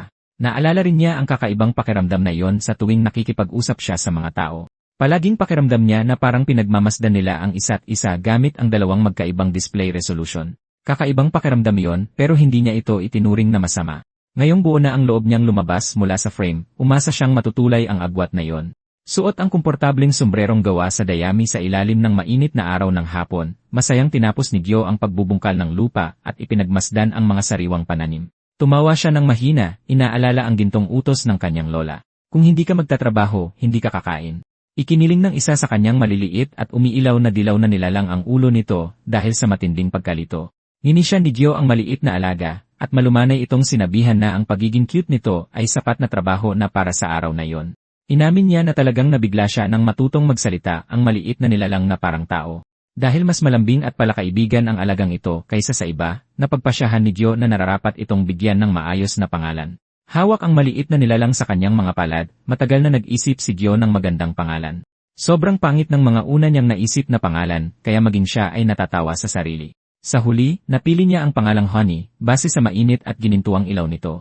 Masayang tinanggap ng maliit na nilalang ang bago nitong pangalan, at nagpasalamat si Gio dahil napagpasensyahan nito ang galing niya sa pagbibigay ng pangalan. Pagkatapos nito, bumalik siya sa kanyang studio sa loob para tapusin ang ipinipintang tanawin sa tabing dagat bago bigyan ang sarili ng nararapat na pahinga. Habang ipinipinta niya ang malalakas na alon ng karagatan sa canvas, tila nagbibigay ng pisikal na buhay ang bawat hagod ng kanyang pinsel sa likhang sining. Mula sa kawalan, biglang lumitaw ang isang system window. Inihayag nitong kasalukuyan itong naghahanap ng isang kompatible na dimensyon. Mabilis na dumaan ang mga hindi pamilyar na mundo sa screen hanggang sa tuluyang makakita ng tugma ang sistema. Nang mismong sandaling iyon, naglabas ng nakakabulag na liwanag ang painting ng karagatan na bumalot sa buong studio. Dahil walang kaalam-alam sa nangyaring cosmic na phenomenon, mahimbing nang natutulog si Gio. Kinabukasan, nagising siya na may umiilaw na asul na notification na lumulutang sa tapat mismo ng kanyang mukha. Kahit inaantok at nahihilo pa, nairita siya sa sistema dahil sa panggugulo sa kanyang umaga bago pa man niya makusot ang kanyang mga mata habang binabasa ang mga pop-up. Natuklasan niya na ang kanyang painting ng karagatan ay opisyal nang nakalista bilang humihingang dagat. Nagkaroon din ng mga magagarbong titulo ang iba pa niyang obra, kabilang ang Animal Kingdom at City of the Void. Dahan-dahang naging malinaw sa kanya ang katotohanan ng sitwasyon. Hindi na lang basta sining ang mga tanawing ipininta niya. Literal na lumawak ang mga ito at naging totoong pisikal na mga dimensyon. Ang realisasyong ito ay nagdulot ng isang medyo hindi komportableng kaisipan. Dapat nga ba talagang nakakalikha ng buong universo ng ganito kadali ang isang normal na tao? Tumalon si Honey sa balikat niya ng eksaktong nagsisimula ng mag-isip ng malalim si Gio tungkol doon. Napatawa na lang si Gio at inisip na kung ganito kasaya ang paglikha ng mga mundo, wala siyang anumang karapatang magreklamo. Nagbiro siya sa sarili na baka kaya otomatikong pinangalanan ng sistema ang mga painting niya ay dahil alam nito kung gaano siya kawalang kwenta magbigay ng pangalan. Pagtingin sa iba pang mga log, nakita niya ang ilang kakaibang technical terms tulad ng compatible host at synchronization, kaya naghanap siya ng kalinawan. Sinabihan niya ang sistema na itigil na ang paggamit ng malalabong termino at direktang ipaliwanag ito. Ipinaliwanag ito ng sistema at ibinunyag na ang bawat bagong konektadong dimensyon ay mayroong compatible host. Mula sa lahat ng nabubuhay na nilalang sa nasabing dimensyon, ang host na ito ang tanging individual na may kaluluwa at pag-iral na pinakamalapit kay Gio. Sa malinaw na pahintulot ng taong iyon, maaari siyang pansamantalang makisabay, hiramin ang kanilang pisikal na katawan at kaluluwa para galugarin ang bagong mundo. Nang tingnan niya ang mga kandidato na tugma sa kanya, nakita niya ang mga pangalang tulad ni Giovanni at Argo. Sandali niyang pabirong itinanong kung basta-basta na lang ba pumipili ang sistema ng mga tao na ang pangalan ay medyo tunog katulad ng sa kanya. Gayunpaman, mabilis niyang iwinaksi ang kaisipang iyon. Kung mababaw lang sana ang compatibility, hindi nagagamit ang sistema ng ganito ka-espesipikong mga termino. Paniguradong may mas malalim na koneksyon na nangyayari rito. Napunta ang kanyang paningin sa isa pang alerto tungkol sa City of the Void. Nakalagay sa sistema na hindi pa namamapa ang bagong dimensyong ito, at nagtanong kung gusto niya ba itong irehistro. Iyon ang sandaling naintindihan niya ang lahat. Aksidente siyang nakalikha ng isang ganap na hindi pa nagagalugad na mundo. Nakangiti ng may pananabik, madiin niyang pinindot ang confirm button. May pagmamalaking ipinagmayabang niya kay Honey na palala ng palala ang kabaliwan ng buhay kada minuto, at nagbiro na ang pag-iral ay isa lang napakalaking ligaw na biyahe, at sakto sa sandaling iyon. Isa pang tip sa sistema ang lumabas na nagsasabing naayos na nito ang problema sa visual display na gumugulo sa kanya kanina. Napakadali lang pala ng solusyon nito. Makisabay ka lang sa isang compatible na host. Nang walang pag-aalinlangan, pinili ni Gio ang profile ni Giovanni. Sa isang iglap, tuluyang naglaho ang kanyang normal na paligid. Nang imulat niyang muli ang kanyang mga mata, natagpuan niya ang sarili na nakaupo sa isang malamig na hospital gurney sa loob ng mukhang luma at inabandunang laboratorio na nababalot ng nakakatakot na asul na liwanag. Hindi niya mahagilap si Honey. Agad na nagreklamo ng malakas si Gio na 1-star review lang ang nararapat para sa travel service ng sistema. Isang bagong notification ang lumabas na nagkumpirmang matagumpay siyang nakasync sa mental realm ni Giovanni. Habang pinagmamasdan niya ang nakakatakot na kwarto, umalingaw-ngaw ang mabibigat na yabag mula sa pasilyo sa labas. Isang matangkad na lalaki na may mahabang blonde na buhok at suot ang mahaba at puting roba ang pumasok mula sa isang mabigat na pintuang kahoy. Kalmado ang ekspresyon ng kanyang mukha, ngunit may nakatagong bakas ng matinding kalungkutan. Tahimik na tinitigan ni Gio ang estranghero. Ang mukha ng lalaki ay nakakagulat na kamukha ng sa kanya. Nakangiti ng masigla ang estranghero at nagpakilala na nagmula sa pamilya ng Batlan. Nagpakilala si Gio sa blonde na lalaki na agad na pagtanto na hindi nagbibiro ang sistema. Ang lalaking ito ang kanyang compatible host. Sa pagsusuri sa mukha ni Giovanni, nagbiro si Gio na kung siya'y ipinanganak sa ibang bahagi ng mundo, malamang na magkapareho ang kanilang itsura. Nakangiting mainit si Giovanni na nagpapahiwatig na malamang ay hindi lang sila magkamukha. Mapagpakumbaba siyang umiling. Inamin niya na hindi siya magaling bumiti, at ang kanyang natural na seryosong mukha ay madalas na hindi nauunawaan ng mga tao. Noong nagtuturo siya, inakala ng lahat na mayroon siyang madilim, nakalulungkot na nakaraan dahil mukha siyang seryoso sa harap ng klase.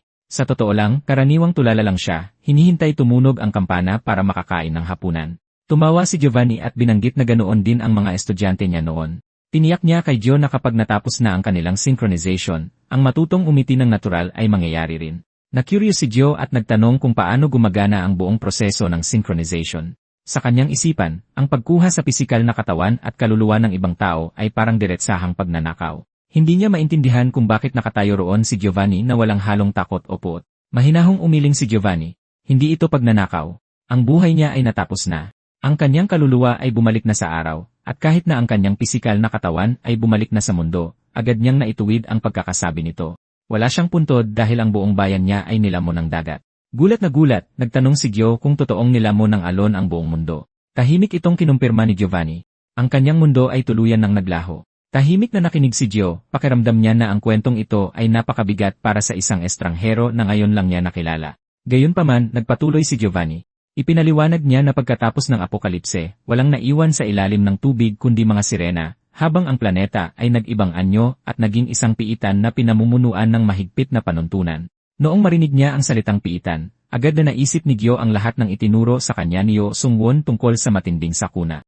Inamin ni Giovanni na hindi niya rin naintindihan ang mga ideyang iyon noong una, pero nagkaroon ito ng saysay nang makipag-ugnayan sa kanya si Gio gamit ang system. Habang tumitibay ang kanilang ugnayan, nakita ni Gio ang sarili niyang refleksyon na baliktad, parang nakatingin siya ng direkta sa ibabaw ng kalmadong karagatan. Nilinaw ni Giovanni na hindi sila parehong tao. Sila ay dalawang magkaibang kaluluwa na ipinanganak na may hindi kapani-paniwalang pagkakahanay. Malapit nang magsanib ang kanilang mga espiritu. Tawagin man itong reinkarnasyon o muling pagkabuhay, kahit anong piliin, naranasan na nila ang kinabukasan na tila isang buong pakete. Nang mabanggit ni Giovanni ang pinagmulan, naging alerto ang mga pandinig ni Gio. Dahan-dahang ipinunto ni Giovanni na si Gio ay namumuhay sa pinakaloob ng pinagmulan. Naalala ni Gio na narinig niya ang terminong iyon mula kay Yo Sang-won, kahit na ang mga normal na tao lang ang gumagamit ng pangalan dahil wala talagang nakakaintindi kung ano talaga ang pinagmulan. Ngumiti lang ng bahagya si Giovanni, at sinabing siya ay isang ordinaryong kaluluwa lang na sumasagot sa tawag ng sistema. Tapos humingi siya ng isang pabor. Kung gugustuhin ni Gio, gusto niyang bantayan niya ang Sun God ng kanyang bumagsak na mundo. Itinuro ni Gio ang kanyang daliri sa sariling dibdib habang hindi makapaniwala. Normal na tao lang siya. Paano niya naman magagawang alagaan ang isang literal na Diyos? Mahinang napatawa si Giovanni. Naramdaman din niya ang ganoong pakiramdam noon. Ipinaliwanag niya na kalaunan ay naglalaho rin ang mga Diyos kung makakalimutan ng lahat na nag-exist sila. Bilang tapat na tagasunod ng Sun God, hindi niya kayang isipin na kalimutan na lang ang kanyang Diyos. Ang tanging hiniling lang niya ay naisipin minsan ni Gio ang Sun God at dalawin ito para samahan siya. Sa pagbalik niya, ang banal na link na iyon ang magpapalakas pa sa kanya para sa kanyang paglalakbay. Inilarawan ni Gio ang kahilingan na iyon sa kanyang college days. Kaya, madalas siyang magboluntaryo para bisitahin ang mga matatandang nakatira mag-isa para samahan sila. Kaya ang kausapin ang isang malungkot na Diyos ay kakaibang pamilyar sa kanya. Tinanong niya kung may iba pa bang hinihiling si Giovanni. Habang nakangiti, pabirong sinabi ni Giovanni na ang pag-aalaga sa isang Diyos ay malaking swerte na. Nakahinga ng maluwag at naisip na hindi na mag-iisa pa ang kanyang sun god. Makalipas ang ilang sandali, mahinang binigkas ni Giovanni ang isa pang pangalan, Arya. Pumasok sa isip ni Gio ang imahe ng isang sirena. Naging kuryoso si Gio, tinanong niya kung sino yon. Biglang naging madilim ang maaliwalas na ekspresyon ni Giovanni. Si Arya ay ang dati niyang estudyante. Ang kanyang huling kahilingan ay tapusin ni Gio ang kanyang kwento. Bigla siyang nakakita ng isang buong syudad na nakalubog sa ilalim ng madilim na karagatan. Sa isang iglap, bumalik sa kanyang sarili at nakita ang kanyang kwarto sa loob ng canvas. Nakaupo si Honey sa iniwan niya, matyagang naghihintay. Pero bago pa siya makahinga ng maluwag, naramdaman niya ang matinding ginaw sa buong katawan, at nakita ang dalawang bagong quest na maging kausap ng Sun God at wakasan ang sirena. Nataranta si Honey nang makita niyang namimilipit si Gio sa kama. Pero kahit na parang binubulag siya sa sakit, sinikap niyang pakalmahin ito, sinabing maayos lang siya. Nag-log in ang system para sa 1% na synchronization, pagkatapos ay nagsimulang pumasok ang alaala ni Giovanni sa isip ni Gio. Nakita niya si Giovanni na mainit na tinatanggap ang dalawang mahiwagang anyo na umahon mula sa karagatan, at saka nagbago ng napakabilis ang kanyang alaala. Isang nakakatakot na halimaw ng dagat na may hanay ng matutulis na ngipin ang ngumiti sa kanya, at sinabing maayos lang ang lahat. Isang malaking alon ng labis na kalungkutan ang tumama kay Gio tulad ng isang tren na humahagupit. Sobrang bigat sa damdamin at hindi niya mapigilan ang pagluha, pero sa kabila ng madilim at mapait na alaala, nakangiti pa rin ng masaya ang espiritu ni Giovanni. Umagaw pa ng isang beses ang kanyang maamong tinig at sinabing hindi siya nagsisi ng kahit anong bahagi ng kanyang buhay. Kahit sa malupit niyang katapusan, naging masaya pa rin siya. Sa kabilang banda, sa totoong mundo sa gitna ng gabi, napansin ng isang misteryosang babae na ang sitwasyon ay hindi nagiging mabuti nang hindi binibigyan ng babala. Namatay ang ilaw at tanging malamig na liwanag lamang ng buwan ang nagpapaliwanag sa tahimik na syudad. Nang mismong oras na yon, sa guild ng mangungolekta, tinapos ni Bizabal ang pagsusulat ng panibagong official memo sa kanyang laptop. Dahil nakontento siya sa setup, inilathala niya ito sa bawat empleyado ng guild. Inilathala ng paalala ang mahigpit na protocols kay Gio, at nilinaw na dapat protektahan ang larawan sa lahat ng pagkakataon. Habang nagring ang mga telepono, narinig ang usapan ng mga staff sa buong gusali. Karamihan sa mga empleyado ay hindi pa nakakita ng ganoong klaseng internal policy. Ang iba na may napaisip kung ang nakatalukbong na tauhang ito sa mensahe ay ang sikat na multong nagpapakita sa gallery ng 5th floor. Maya-maya, nagtanong sa bawat empleyado ng guild kung ano talaga ang ginagawa ng taong ito. Pinalaki ng anunsyo ang gulo sa buong guild. Sinumang nasa matinding wisyo ay hindi maniniwala sa pangako ni Bisabiel, kaya napakahirap intindihin ang mga ito. Ang ilang miyembro ay mas madaling hindi magtanong. Kahit pa sino man ang misteryosong nilalang na ito, ipinatupad ng Guildmaster ang panuntunan at tanging mga panuntunan na lamang ang kanilang kailangan sundin. Ang iba naman ay nabigla dahil malaman na nakaligtas sila sa pagsisiyasat sa sikretong gallery. Ang tanging nanginginig ay ilan sa mga kurador na nalaman na kailangan nilang alagaan si G o tuwing wala sa building si Yo Seung-won. Tinitignan ang kanyang team na nagkakagulo sa hallways. Ang isa sa mga security guards ay tahimik na nagdesisyon na ipagdasal sila na makakain ng hapunan, hindi pa mawala ang pag-asa sa kanilang pangkat. Sa kasalukuyan, inulat ni Yo Seung-won sa opisina ni Bisabiel na nakaayos ang lahat at hindi nag-alala ang buong pananalig nila.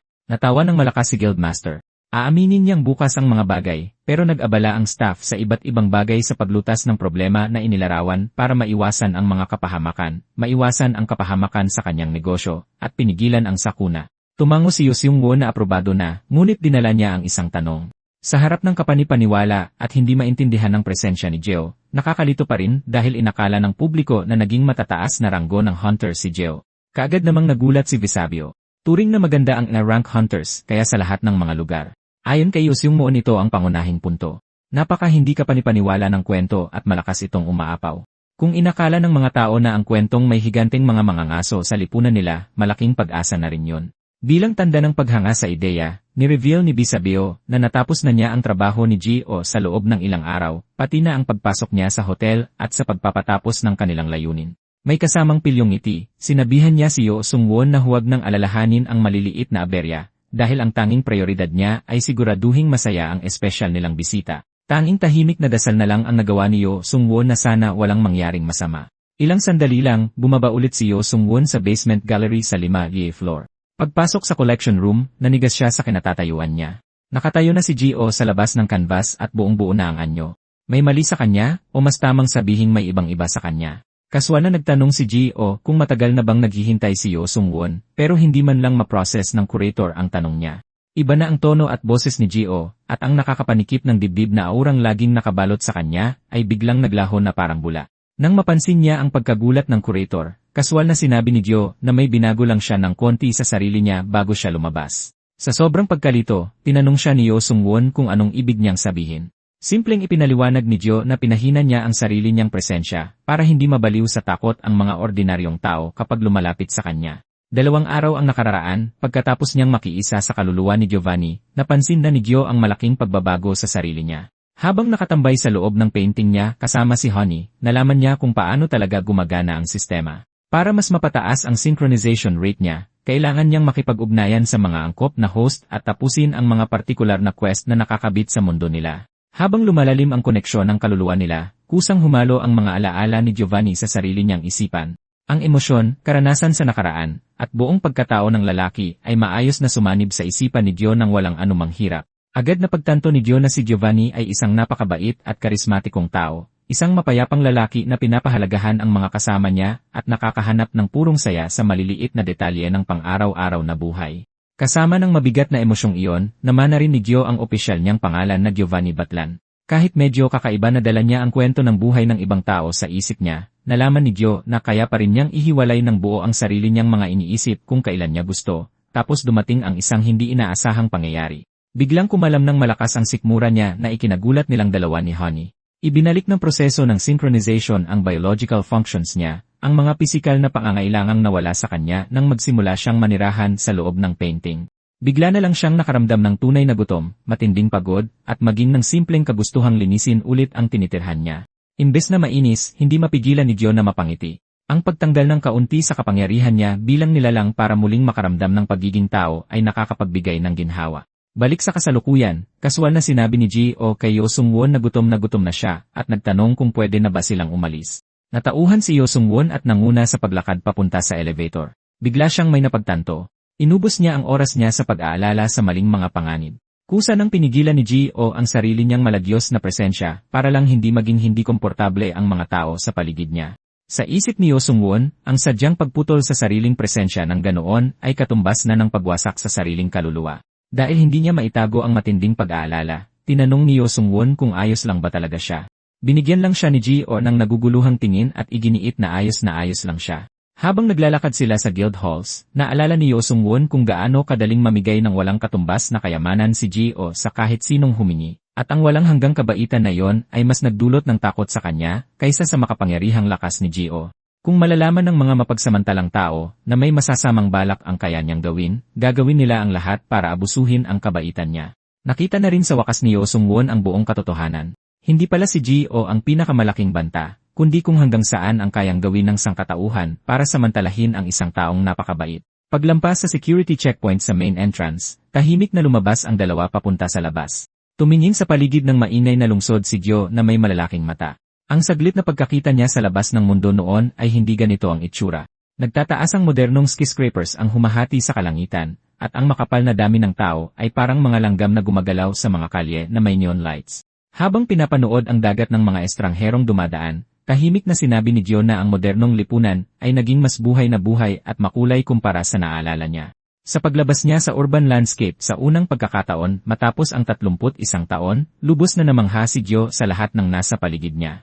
Agad naglaho ang anumang natitirang kaba niya nang makita niya ang mga ordinaryong naglalakad sa kalsada na kaswal na naglalakad habang may buhat na malalaking espada sa balikat nila. Pero kahit na pinahina niya ang presensya niya, hindi mapigilan ni Gio na makakuha ng atensyon. Nagbubulungan ang mga dumaan na hunter habang naglalakad, kasama na ang isa na may totoong pakpak sa likod at ang isa na may dalang higanting asul na broadsword, at agad itong napansin ni Yo Sung-won.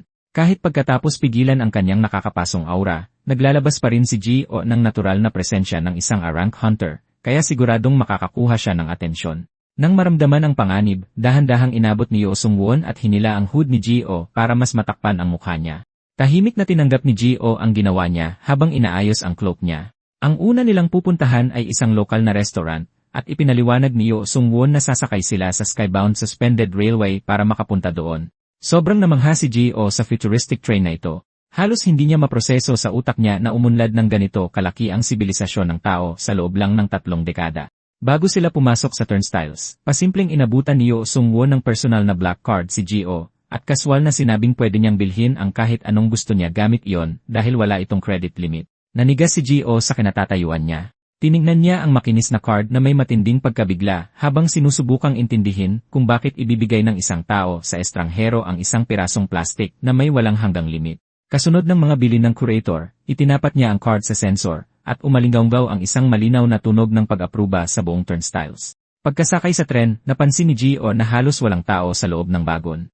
Nagtanong siya kung may problema ba, pero siniguro sa kanya ni Yeo Sung-won na normal ang bayahe ng tren. Masyado lang talagang mahal ang presyo ng tiket para sa ordinaryong mamamayan.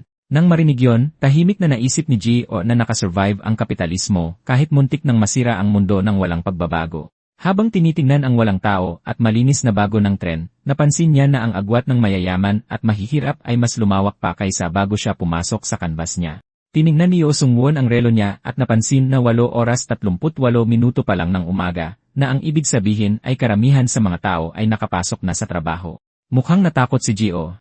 Nang kaswal na idagdag ni Yeo Sung-won na maraming korporasyon ang umaasa na papasok ang mga empleyado ng 7 ng umaga, naisip ni Gio sa sarili niya na malamang nawala na ang basic human rights noong nakaraang 31 taon. Bigla na lang, ang pamumuhay sa loob ng framed painting bilang isang immortal na nilalang ay parang mas maganda ng 1,000 beses kaysa maging alipin sa korporasyon. Sa pagtatangkang ibahin ang usapan, binanggit ni Yeo Sung-won ang fish-shaped bun na bungyopang na nagustuhan ni Gio kanina, at ipinaliwanag na isa itong classic street food at nangakong maghahanap sila ng tindero mamaya. Nagsimula siyang maglista ng iba pang nostalgic snacks tulad ng egg bread at takoyaki, bago magtanong kung alam ba ni Gio ang fish cakes. Sandaling nakaramdam ng pagka-insulto si Gio kahit hindi naman totoo. Mukhang nakakalimutan palagi ng mga kaibigan niya na nabuhay ng normal si Gio bilang tao bago siya makulong sa picture frame. Gayunpaman, pinalagpas niya yon ng may tawa. Higit sa lahat, talagang excited na siyang matikman ang modernong street foods. Sa kasamaang palad, kailangang iparating ni Yeo Sung-won ang masamang balita. Nawala na ng tuluyan ang mga street vendor matapos silang ipagbawal ng mga opisyal ng lungsod para linisin ang itsura ng kapital. Pinalaya sila ng mahigpit na regulasyon palabas sa malalayong probinsya, kaya halos imposibleng makahanap ng tradisyonal na street food sa gitna ng lungsod. Nakita ni Gio na nakakapagtaka ang buong konseptong ito. Natural lang na napunta ang usapan nila sa istruktura ng modernong lipunan dahil doon. At ubiling ipinaliwanag ni Yeo Sung-won ang malupit na class system na nagpapatakbo ngayon sa bansa. Binubuo ang class isa ng mga sikat at elite hunter na nakatira sa kapital, lalo na ang mga rank at pataas na walang bahid ang pangalan. Ang mga ordinaryong mamamayang nakatira sa kapital ay nasa class 2 status. Ang mga taong nakatira sa malalayong probinsya naman ay nasa kategoryang class 3. Kahit sinong walang official ID papers o rehistrasyon ay ibababa sa class 4. Samantala, ang mga kriminal at pugante ay nasa class 5, tinanggalan ng karapatang pantao, at papatayin on-site kapag nahuli. Nakikinig ng mabigat at tahimik si Gio. Naramdaman niyang nakakadurog ng puso at imposibleng maipaliwanag ang napakamalupit at mahigpit na sistema. Nang magtanong siya kung bakit umabot sa ganito, ipinaliwanag ni Yeo Sung-won na lahat ay para lang makasurvive. Pwedeng lumitaw ang mga dungsyon kahit saan nang walang babala, at gumagala pa rin sa mga probinsya ang mga agresibong hayop na naka-adapt na sa Earth pagkatapos ng sakuna. Para labanan ang banta, pinalibutan ng mga higanting pader na pandepensa ang kapital, habang ang mga modernong skyscraper ay pinatibay gamit ang mga materyales na galing mismo sa mga high-level monster. Dahil sa dami ng magagaling na hunter sa kapital, madaling mapigilan ang mga monster outbreak sa loob lang ng ilang segundo. Pero ang mga nasa labas ng probinsya ay walang ganitong pribilehiyo, dahil ang isang pag-atake lang ay pwedeng makawasak ng buong bayan.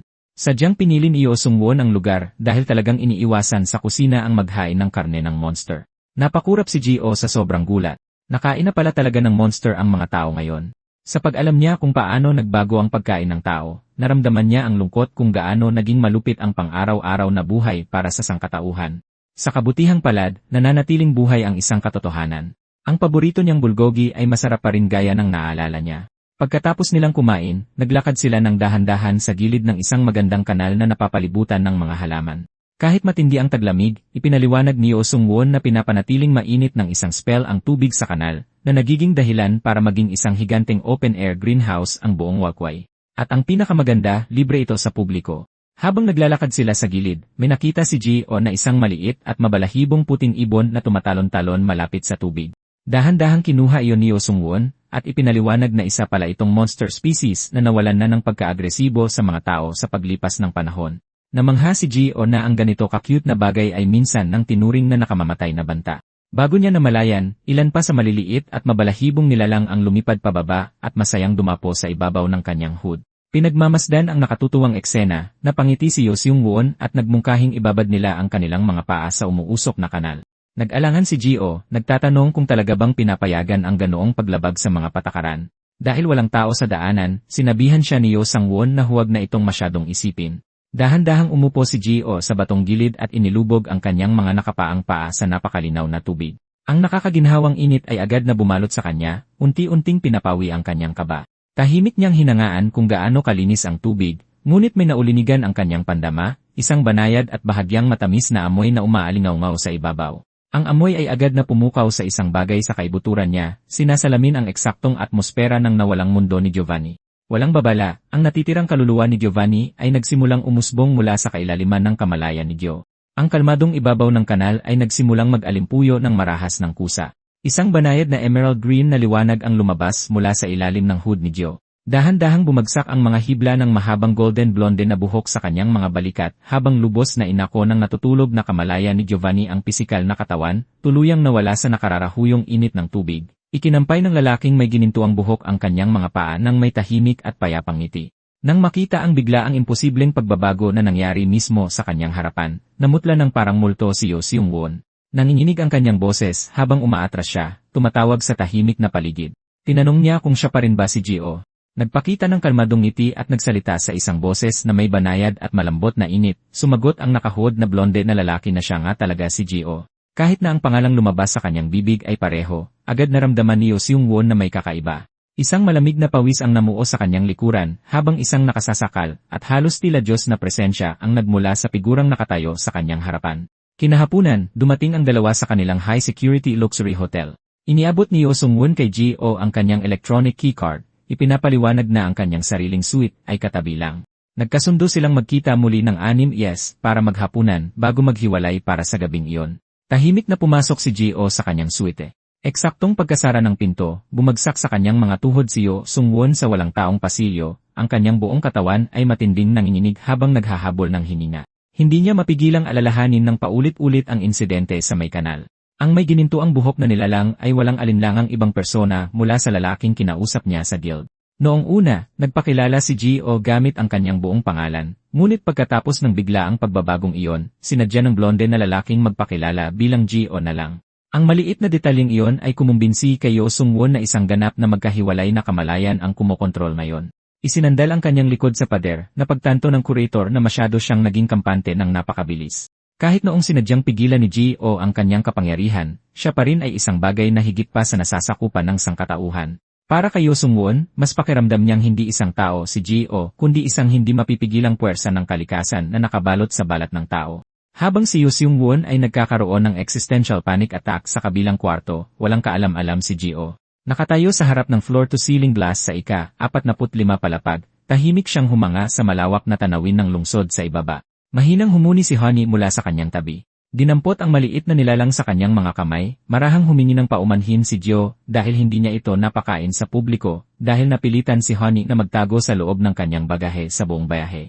Humiga sa malambot na kama ng hotel, nangako si Gio na sa sandaling makabalik sila sa kanilang maaliwalas na forest cabin sa loob ng canvas, ipaghahanda niya ito ng isang matamis at basang-basa sa syrup na dessert para pagsaluhan nila. Samantala, desperadong pinakalma ni Yo Seung-won ang kanyang sarili. Ipinaalala niya sa kanyang sarili na hindi kailanman nagpakita si Gio ng kahit katiting na mali siya. Baka talagang sinusubukan lang ng nilalang na ibigay ang lahat para mamuhay bilang isang payapa at mapagmalasakit na tao.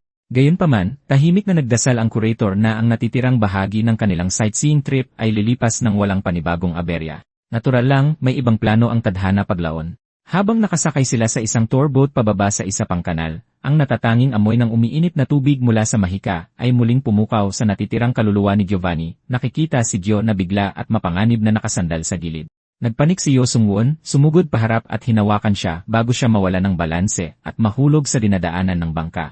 Nagulat at napalingon ang kapitan ng bangka. Nang mapagtantong gumawa siya ng eksena, nag-alok si Gio ng magalang at nahihiyang paghingi ng paumanhin, ipinapaliwanag na hindi pa siya nakakita ng kanal na ganito ang pagkakayari dati at nadala lang ng bahagya. Nagpakawala si Yo Sung-won ng mahaba at nanginginig na buntong hininga ng ginhawa, binalaan si Gio na ang pagsandal sa gilid ng mabilis nilang bangka ay paghahanap ng gulo. Tahimik na nagpasalamat si Gio sa pag-aalala niya para sa kanyang kaligtasan. Kinakabahan pa rin, maiging binantayan ni Yo Sung-won si Gio, naghahanap ng anumang senyales na ang persona ni Giovanni ay muling lalabas. Sinusubukang tukuyin kung ano ang nag-udyok sa mga pagbabagong ito, tinanong niya kung mahilig ba si Gio sa karagatan. Nagpatuloy siya sa pagpapaliwanag na pagkatapos ng matinding sakuna, ang mga aquatic monster ay naging dahilan ng pagtaas ng level ng tubig sa buong mundo, kaya napilitan ang mga pangunahing lungsod na magtayo nitong malalaking network ng mga kanal. Gusto lang sana niyang malaman kung ang amoy ng tubig dagat ay may malalim na emosyonal na kahulugan para kay Gio. Pagkatapos magnilay-nilay ng sandali, nagbigay ng prangkang sagot si Gio. Wala akong partikular na pakialam sa dagat. Huminto siya saglit, lumambot ang kanyang ekspresyon, pero sa tingin ko meron talaga. Ang magkasalungat na sagot na ito ay nagpalito ng husto kay Yo Sung-won. Pagkatapos ay ginulat siya ni Gio sa isang sunod na tanong. Mayroon din bang mga sirena sa mundong ito? Nagulat sa tanong, kinumpirma ni Yo Sung-won na ang mga nilalang na hawig sa mga sirena ay paminsan-minsang sumusulpot kasama ng mga high-level na aquatic monster. Idinagdag niya na mula noong sakuna, ang mga sinaunang nito, alamat, at relihiyon sa lumang mundo ay nagtaglay ng mas malaking pisikal na kapangyarihan kaysa dati.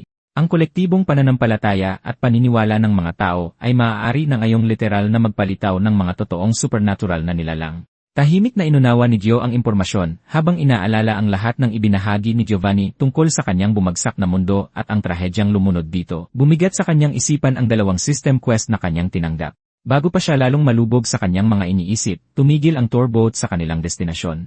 Ang restaurant ay direktang matatagpuan sa loob ng naiwang buwang na bahagi ng isang nasakop na fixed dungeon, hugis na tila isang imposibleng laki at makulay na kabibe. Naging interesado, nagtanong si Gio kung ano ba talaga ang isang fixed dungeon. Ipinaliwanag ni Yo Sung-won ang mga klasifikasyon. Nahahati sa mga natatanging kategorya ang mga dungeon. Nanatiling nakakabit ang mga fixed dungeon sa isang permanenteng lokasyon, habang ang mga mobile dungeon ay umaaligid at sumusulpot kung saan-saan. Pagkatapos ay mayroon ding mga virtual dungeon na na-trigger lang kapag natugunan ang mga napaka-espesipikong tagong kondisyon. Mga taon dungeon na nananatiling permanenteng pamayanan pagkatapos mawala ang kanilang mga patakaran ng makumpleto ito, at mga entrance dungeon na nagsisilbing direktang daanan patungo sa ganap na ibang mga dimensyon. Mukhang nabalisa si Gio. Ang ideya ng isang inosenteng sibilyan na hihilahin papunta sa isang nakamamatay na dungeon dahil lamang hindi nila sinadyang matugunan ang isang kakaibang kondisyon ay parang ganap na walang katuturan. Sumang-ayon si Yo Sung-won, binabanggit na ang kawalang katiyakan ang eksaktong dahilan kung bakit itinuturing ang mga virtual dungeon bilang isa sa pinakamasamang bangungot ng sangkatauhan. Itinuturo pataas ang nagtataas ang estruktura ng kabibe na nakapalibot sa kanilang mesa. Ibinahagi niya na ang partikular na lugar na ito ay orihinal na isang culinary type dungeon. Nasakop ito noong nakagawa ang isang ordinaryong at hindi pa awakened na line cook ng putaheng nagbigay kasiyahan sa gana ng dungeon boss. Mainit na umiti si Gio sa narinig, natutuwa sa kwentong nakakagulat na nakakapanabik sa puso. Idinagdag ni Yo Sung-won na naging isang awakened hunter ang chef pagkatapos ng insidente, at siya pa rin ang nagpapatakbo sa kusina ngayon sa edad na 72. Kumurat si Gio sa matinding pagkagulat. Nilinaw ni Yo Sung-won na ang mga rank hunter at pataas ay may mas mabagal na pagtanda. Ibig sabihin ang 72 taong gulang na chef ay mukhang nasa 50 taong gulang pa lamang. Napailing na lamang si Gio na may halong marahang buntong hininga kung gaano nakabaliw ang naging hinaharap. Tinatapos ang kanyang pagpapaliwanag tungkol sa mga taon at entrance dungeon, nagtanong si Yo Sung-won kung nasasarapan ba si Gio sa pagkain. Ngumiti ng may payapang pino na malinaw na may bakas ng mahinahong katangian ni Giovanni, pinuri ni Gio ang gawaing kulinary. Binabanggit na ibinalik ng pagkain ang masasayang alaala ng mga putaheng madalas niyang pagsaluhan kasama ang kanyang mga dating mag-aaral. Ang pagkakita kay Gio na tunay na masaya ay nagdala ng tunay na ngiti sa mukha ni Yo Sung-won, ngunit ang mahihinang bulungan at sulyapan mula sa mga kalapit na mesa ay nagsilbing mabilis na paalala na nakakakuha sila ng atensyon ng karamihan. Mahina siyang nagmungkahi na bayaran na ang bill bago pa sila makakuha ng mas maraming atensyon. Ang susunod na hinto nila sa itinerary ay ang Jeongbukgung Palace. Sa sandaling marinig ni Gio ang pangalan, isang alon ng nostalgia ang bumalot sa kanya mula sa dati niyang buhay bilang isang high school history teacher. Magiliw niyang inalala ang paggabay sa mga grupong sabik na mag-aaral sa loob ng palasyo tuwing field trip, tahimik na nagtataka kung ano na ang nangyari sa mga batang iyon sa loob ng huling 31 magulong taon. Taimtim na sumang-ayon si Gio na ang pagbisita sa palasyo ang perpektong paraan para tapusin ang araw. Dumating sina Gio at Yo Sung-won sa napakagandang Gyeongbokgung Palace, kung saan pinaliwanagan ng mga lumulutang na parol ang makasaysayang lugar ng may mahiwagang init. Habang naglalakad sila sa pangunahing patio, nagpasalamat si Yo Sung-won sa event staff habang maingat na ginagabayan ang kanyang kakaibang kasama sa papalaking kumpulan ng tao. Nang mapansin ang tradisyonal na kasuotan ni Gyo, pinuri niya kung gaano ito kabagay sa kanya. Nagdala ang papuri ng isang mainit na ngiti sa mukha ni Gyo. Bumalik ang mga alaala ng paulit-ulit na pagbisita sa eksaktong palasyong ito noong nakaraang buhay niya bilang isang history teacher, nag-aasikaso sa mga field trip ng paaralan, at palaging nag-aayos sa malilikot na estudyante para sa mga group photo. Noon, palagi lang siyang tahimik na gabay sa likuran. Hindi niya kailanman inisip na darating ang araw na maglalakad siya mismo sa mga makasaysayang lupain ito, nakasuot ng buong tradisyonal na kasuotan. Sa pagtingin sa paligid, tunay na namangha si Gio kung gaano kahusay isinama ang mahika sa sinaunang arkitektura. Agad na nakuha ang kanyang atensyon ng mga kumikinang na kaluluwang tahimik na nagpapalutang-lutang sa madilim na kalangitan ng gabi. Naging interesado, tinanong niya kung ano ang mga ito. Nagulat si Yo Sung-won dahil ito ang unang pagkakataon na nakita ito ni Gio. Marahang ipinaliwanag ni Gio na sila ay mga anak ng pinagmulan, mga bihirang nilalang na halos hindi nagpapakita sa mga tao. Nabighani, inabutan siya ni Yo Sung-won ng isang street snack habang nakikinig ng maigi. Ipinagpatuloy ni Gio ang paglilinaw na ang pinagmulan ang siyang cosmic force na responsable sa paglikha at pagpapanatili ng bawat umiiral na kaharian. Kinopya ng mga kaluluwang isinilang mula rito ang mga konseptong inimbento ng mga tao at nagtataglay ng kakayahang magbalakayo ng walang kapintasan. Nang tanungin ni Yo Sung-won kung makikita ba ito ng mga ordinaryong tao, ipinaliwanag ni Gio na ilan lamang ang may kakayahang makakita rito. Inalala ni Yo Sung-won na bago ang matinding sakuna, halos wala talagang sinuman ang nakakakita sa kanila. Nang magsimula lang mag-awaken ang sangkatauhan, doon lang dumami ang mga taong nagkaroon ng kapangyarihan. Sa pag-aakalang si Gio ay isa lang napakagaling at high-ranking awakened na individual, napansin ni Yo Sung-won na pambihira itong nakibagay sa lipunan ng mga tao. Kaswal na sumagot si Gio na ang kanyang kapangyarihan ay talagang nagmula sa isang painting. Muntik nang mabilaukan si Yo Sung-won dahil sa sobrang prangkang sagot bago pa man magpatuloy ang kanilang usapan. Isang malakas at mainit na pagtatalo ang sumiklab sa malapit. Mabilis na sumugod ang mga security personnel para pigilan ang mga taong gumagawa ng eksena. Inasahan ni Yo Sung-won na ayusin ito ng security team at magpapatuloy na sila, ngunit isang system window ang biglang lumitaw sa harapan mismo ni Gio, na nagbigay sa kanya ng isang emergency quest para suriin ang isa sa mga lalaking sangkot. Kahit na mukhang inosenteng biktima lang ang lalaki sa gulo, inactivate pa rin ni Gio ang kanyang assessment skill. Nagdulot ng matinding kilabot sa kanyang gulugod ang lumabas na resulta. Minarkahan ng system ang individual bilang isang napakadelikadong nilalang. Pinagpawisan ng malamig sa likod si Gio habang nagtataka kung paano nakakagala ng malaya ang isang ganon kadelikadong tao sa isang pampublikong lugar. Sinabi na lang ni Yo Sung-won na inaayos na ng security ang gulo, kaya nanatiling tahimik si Gio at tahimik na sumunod sa kanya palayo roon. Pagkaraan ng isang segundo, biglang inilabas ni Honey ang kanyang malambot na ulo mula sa ilalim ng balabal ni Gio at masayang humuni sa malamig na hangin ng gabi. Dahil sa gulat, nagmamadaling itinago muli ni Gio ang munting ibon. Tahimik na pinanood ni Yo Sung ang buong natatarantang tagpong iyon. Pagkatapos ay pabiro niyang itinanong kung ang kaibig-ibig at munting nilalang na ito ba ang nakakatakot na halimaw na tatapos sa mundo na ibinabala ni Gio sa kanya kanina.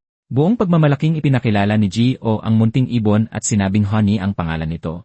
Napabuntong hininga na lang ng malalim si Yo Sung-won dahil sumuko na siya sa paghula kung anong kakaibang mangyayari sa susunod. Nang mapansin ang pagod na ekspresyon ng curator, inakala ni Gio na masyado siyang nagdulot ng gulo sa buong maghapon. Dahil na konsensya, iminungkahi niyang tapusin na ng maaga ang pamamasyal at bumalik na sa hotel. Masayang pumayag si Yo Seung at nangakong bibili ng sobrang anghang na late night snacks pabalik na agad nagpasaya kay Gio. Samantala, sa isang madilim na eskinita sa malapit, lihim silang pinapanood na umalis ng isa sa mga basag ulero na pinalayas mula sa palasyo. Matapos makilala si Yo Seung-won bilang sikat na lead curator ng Collectors Guild, at sa pag-alala sa nakakasakal na aura ni Gio kanina, naghinala ang lalaki na tiyak na isang high-tier awakened hunter si Gio. Sa takot na baka mabunyag ang kanyang maraming taon ng undercover na operasyon sa loob ng Sun Cult, dahil sa presensya ni Gio, nagpasya ang kriminal na mayroon lamang isang permanenteng solusyon, ang tapusin siya agad. Bigla na lang, mag-isang lumipad pababa si Honey at dumapo sa isang metal na tubo ng kanal sa eskinita. Sa pag-aakalang isa lang ordinaryong beast tamer si Gio, hinamak ng operatiba ang pagiging pabaya ng kanyang target at inabot ang munting ibon para hulihin ito.